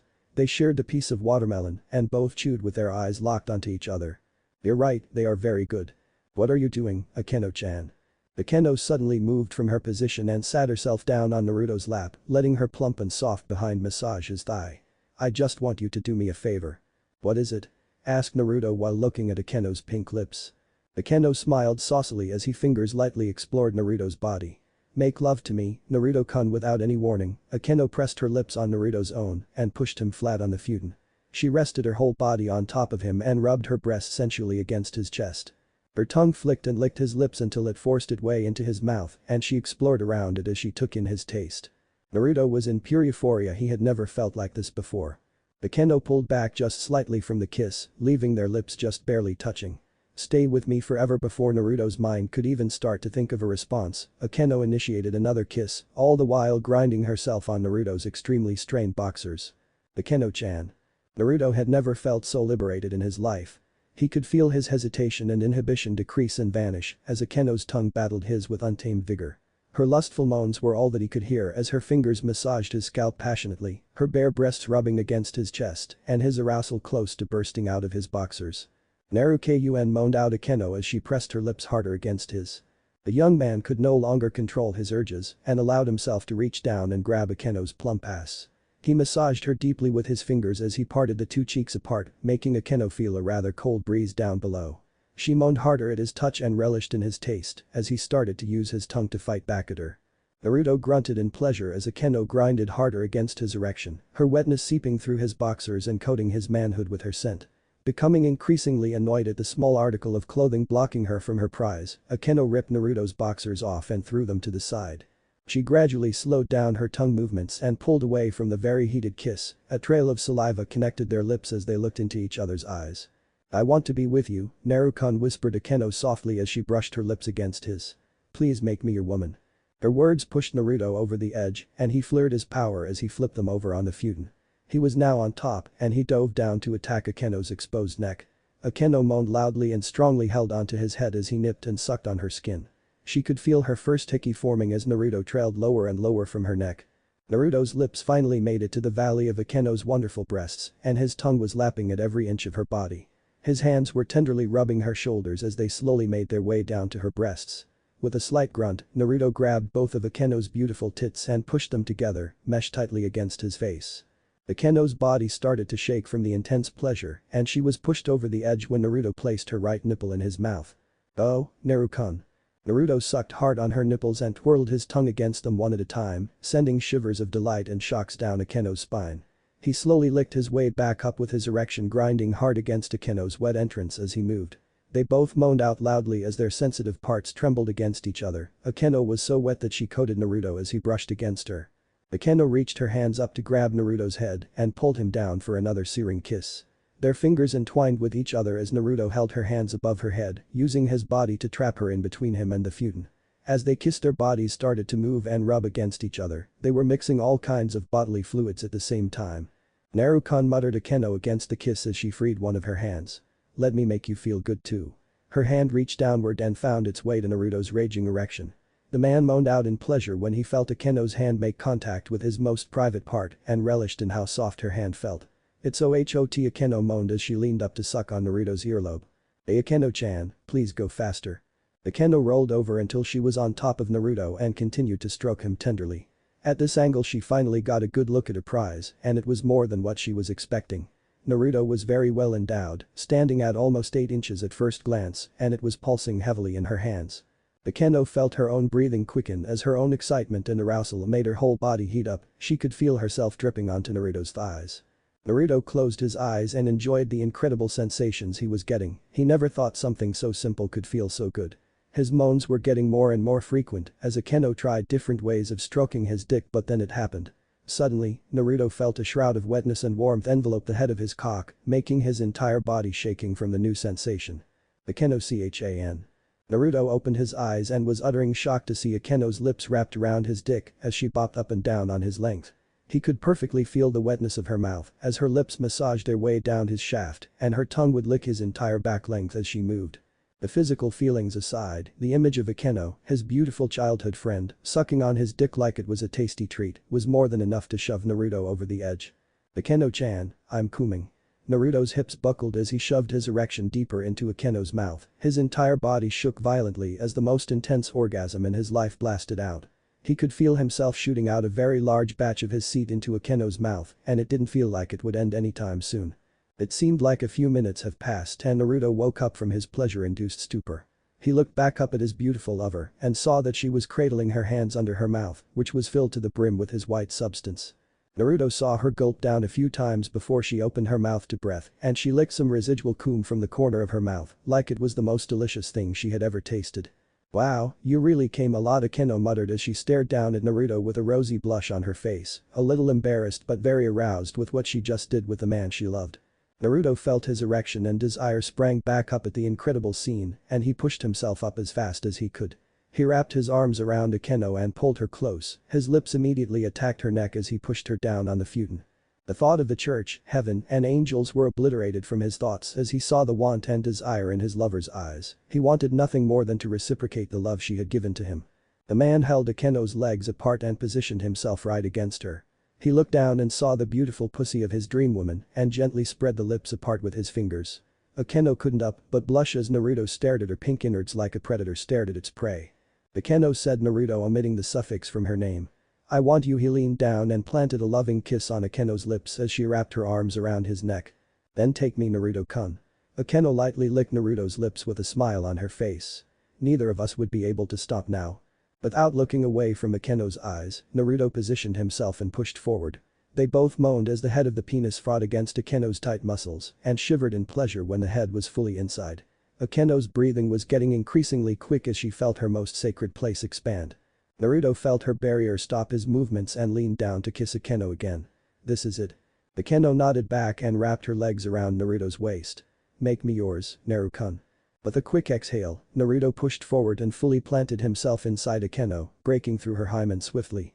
He moaned out in pleasure as Akeno's full warmth wrapped around him perfectly. It was so tight that he could feel everything along her walls. Akeno wrapped her arms tighter around Naruto as a huge jolt of pain shot through her entire body. She knew she was bleeding down there, but the pain felt quite good in her opinion. Akeno gave a curt nod as Naruto looked at her, silently conveying a message. The man nodded back and started to move ever so slowly. It was the most incredible feeling Naruto had ever experienced. Every time he moved he could feel Akeno's walls following after him. It was like her body was sucking on him. Akeno's wetness acted as a natural lubricant as Naruto moved faster and faster, pulling out 6 inches before thrusting back in faster than before. Oh, moaned out Akeno as she hugged Naruto's head close. This feels so good. Even though it was her first time, Akeno could feel her orgasm coming despite the pain she felt in her womanhood. Every jolt of pain was 3 jolts of pleasure, and the thought of making love with Naruto made everything better. You're getting tighter, huskily muttered Naruto as his breath ticked Akeno's ear. Please go faster. Cried Akeno as she closed her eyes and embraced the pleasure. Naruto felt that he was already going as fast as he could without coming, so he thought of another way to go faster. He pulled himself out of Akeno's embrace and straightened his back as he held onto Akeno's hips. He could feel the Horatian seal on Akeno's right hand and he teleported right to it. Akeno was shocked to see Naruto disappear and appear again right in front of her. Naruto immediately teleported again, but this time he appeared about 6 inches behind his original position. With a smirk on his face, Naruto repeated the process over and over again. With every yellow flash, he would have either gone back 6 inches or have gone in 6 inches. His erection was penetrating Akeno 100 times faster than before, and yellow flashes filled the room several times per second. Oh, I'm coming. Cried Akeno as her whole body shook with pleasure. Juices squirted out of Akeno's pussy as she came, but Naruto did not stop. His movements were getting increasingly polished and controlled, and he made sure to plant himself fully inside Akeno. The girl's body was constantly shaking as her lover flickered on top of her. Akeno's felt her whole body go limp as her orgasm continued. Her tongue was hanging from the side of her mouth as she felt faint from pleasure. Naruto gritted his teeth as he felt his own climax coming. I'm going to come too, muttered the man in between yellow flashes. The flashes suddenly stopped as Naruto pushed himself as deeply as possible into Akeno as his orgasm came over him. He was emptying himself inside Akeno as his body shook violently in pleasure.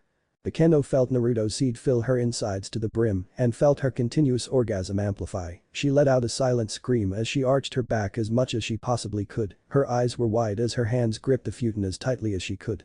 She had never felt such amazing sensations before in her entire life and could see herself doing this with Naruto every night for the foreseeable future.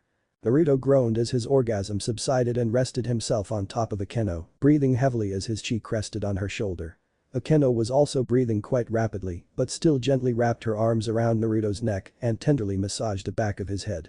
His muscular body seemed weightless on top of her, everything felt right and complete. They were connected, not only in the physical sense, but emotional as well. Akeno-chan, Naruto whispered as he shifted his body to the side and rested on the futon. Akeno smiled gently with the glow of a woman as she turned to face him. That was amazing. She gently moved closer to Naruto and kissed him softly on his lips. You were amazing. The blonde smiled and pulled his lover closer to him. No, you were amazing. The girl smiled contentedly as she rested her head on Naruto's shoulders, enjoying the warm feeling inside her as she basked in the afterglow. It was once again in Naruto's arms that she felt safe and loved, convincing her that a rash decision of giving herself to him was not a mistake at all. Even after all these years, Naruto was still someone who could make her feel completely safe. He truly was special to her. Naruto felt very warm with Akeno sleeping next to him. It was not only because of the skinship between them, but the emotional support as well. Akeno was someone who could remind himself of the way he was before he became the strongest exorcist. She was someone who could bring out the real him from his personal confines. He was just crazy about her. From her mysterious and fascinating personality to her unearthly beauty and elegance, he just adored every single aspect of her. He knew perfectly that his feelings for Akeno would most likely cause problems with his surrogate family and the church, but he couldn't help it, he was falling in love with Akeno. Silence reigned in the room as the two new lovers rested in each other's embrace. Feelings of love, satisfaction and optimism filled their hearts. Naruto smiled at the thought of being so close to the girl of his dreams and gently kissed the top of Akeno's head. "Have you ever imagined what it would be like if we were both just regular humans?" asked Akeno softly as she snuggled deeper into Naruto, her fingers tracing his chest as her cheek pressed against his shoulder. "We would both just be regular high school students who just found love in each other. We would study together to get into the same university and just live out our normal human lives, being as happy as we possibly could." Naruto smiled at the thought and nodded. "Yeah, I could see myself opening my own music business, a small shop in the middle of town selling instruments and vinyl albums." The man pulled Akeno closer by her waist and shifted his body a little so she could lean onto him better. "I could definitely see us being together for a long time, maybe even get married and have a couple of kids." Akeno smiled and nodded. "Just enjoy life as a human and live together as a family." "Do you think we can ever have something like that the way we are now?" asked Akeno with a slightly depressed undertone. Naruto wrapped his arms tighter around Akeno and smiled. "Why not?" The blonde leaned down to kiss his lover softly on her lips. "The only difference between us and our dream right now is that I am an exorcist and you are a devil, and that won't stop us from caring for each other." Akeno looked into Naruto's eyes as she gently held onto his hand. "I am crazy about you, Akeno, and I am more than happy to give this crazy relationship a try if you want to." Akeno had tears welling in her eyes as she smiled. "Of course I want to." The happiness was palpable as Naruto kissed his girl again. "Then we better hope that the meeting tomorrow night goes well, but either way I'm going to hold you to your words." He smiled against Akeno's lips as he rested his body on top of her. "You're mine." Akeno felt very happy at his possessive tone and returned the kiss. "Yes, I'm yours, but you are mine as well." She wrapped her arms around her lover and pulled him as close to her as possible. "I will never let any other woman have you." "Hi, Akeno-sama." With that, Naruto silenced Akeno with a passionate kiss, pushing her down fully on the futon, once again allowing their bodies to connect with each other. "Come on, Gasper," cried Issei as he watched the young cross-dressing boy run around the open field with Kaneko running after him. Surziches had given Rias his permission to release her sealed bishop from his temporary isolation due to his unstable powers. The Satan had deemed Rias strong enough to train Gasper to use his powers without a large risk of harming herself and others. Gasper Vladi, the second bishop of Rias Gremory, was a secluded person who would sign contracts via the internet, and forcing him back out to the public was quite daunting for him. "Kaneko-chan looks like she's having fun," muttered Asia as she watched the rook pulverize a tree that Gasper was hiding behind. "I wouldn't worry, Kaneko-chan wouldn't really hurt Gasper-kun." Kiba was standing beside the female bishop as he watched the small spar. "They are actually really close friends and have been like this for a long time." "Really?" asked Saji, who had come to see the Gremory's newly released member. Kiba nodded with a smile. "Yes, they are the same age and would often eat sweets together." "Yes, Gasper-kun really likes the cookies Kaneko likes, they would often ask me to make them before he was sealed inside the clubroom." Akeno was looking over the group as the supervisor since Rias was speaking with her brother about the meeting later on. Ara, I should make some early tomorrow morning for them." Issei nudged Asia a little and leaned down towards her. "Is it just me, or is Akeno-san acting a little different than usual?" Asia looked over at her senpai and nodded back at Issei. "Yeah, she does seem more giddy than she usual." Akeno was late to class in the morning, and so was Naruto. They spent a little too much time the previous night celebrating their newly formed relationship and had only a couple hours of sleep in the end. Akeno really wanted to just stay at the shrine the entire day and just attend the meeting when it was time, but unfortunately for her, Rias decided to release Gasper and she had to be there to greet him when it happened. The thought of Naruto and their first night together made Akeno smile brightly. She'd never thought her plan to seduce Naruto would turn out so well. The fact that Naruto was crazy about her made Akeno feel extremely liberated and happy. The way he stared into her eyes when they made love was beyond anything she had ever felt before. Without noticing, Akeno was giggling out loud to herself and the others were a little worried about her. "Akeno-san, are you okay?" asked Issei as he walked up to her. Akeno broke out of her stupor and nodded. Oh yes, I was just thinking about a joke I heard the other day. They had decided to hide their relationship for the moment. With the meeting between factions happening and the increased conflict stirring, their consummation wouldn't make things any easier. Akeno planned to tell Rias about her night with Naruto right after the meeting was over, but Naruto was still trying to find the right time to tell Michael and Gabriel about it. "Hello everyone, I see you are all training here as well," said a sudden voice from around the corner. Everyone in the Gremory peerage except for Akeno tensed up when they saw Naruto and Zenobia turn around the corner and walk over to them. From the looks of it, they had been training as well. Zenobia had multiple cuts and bruises along her body, and her head was slightly bleeding. Naruto on the other hand looked perfectly fine. The only wounds he seemed to have on him were some marks on his neck, but Zenobia did not make those. "Hello Naruto-senpai, Zenobia-san, how can we help you?" asked Kiba, getting ready to summon his blade if needed. Rias had told him beforehand that they do not fully trust Naruto, and he should be on his guard when the man was near. Naruto smiled and waved his hand casually.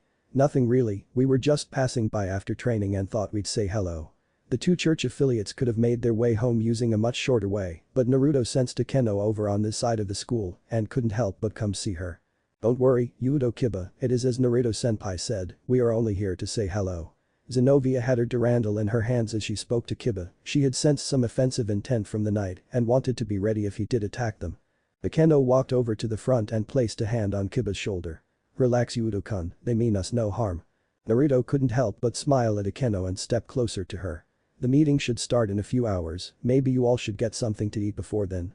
"It's okay, we are here to train one of our newly liberated members," Akeno said, gesturing to the vampire who was hiding behind a tree.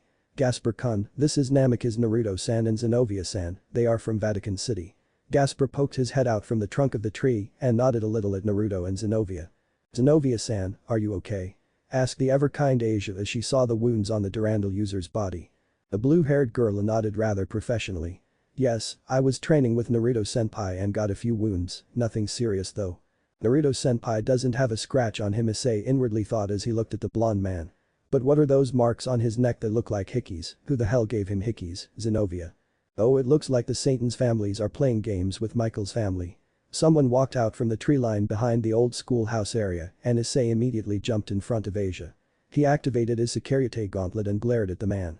"Azazel!" exclaimed Issei as the others instantly reacted to the name. Kaneko jumped next to Issei as Kiba stood in front of Akeno with his sword of betrayal held tightly in his hands. Saji looked a little scared but activated his absorption line and stood next to Issei. "Hey Securite, how's it going?" "Oh oi, Haidu," started Saji as he narrowed his eyes at the man. "This guy is Azazel, the governor of the fallen angels." "Yeah, I've met him a couple of times already." Akeno glared a little at the man as some lightning ran through her fingers.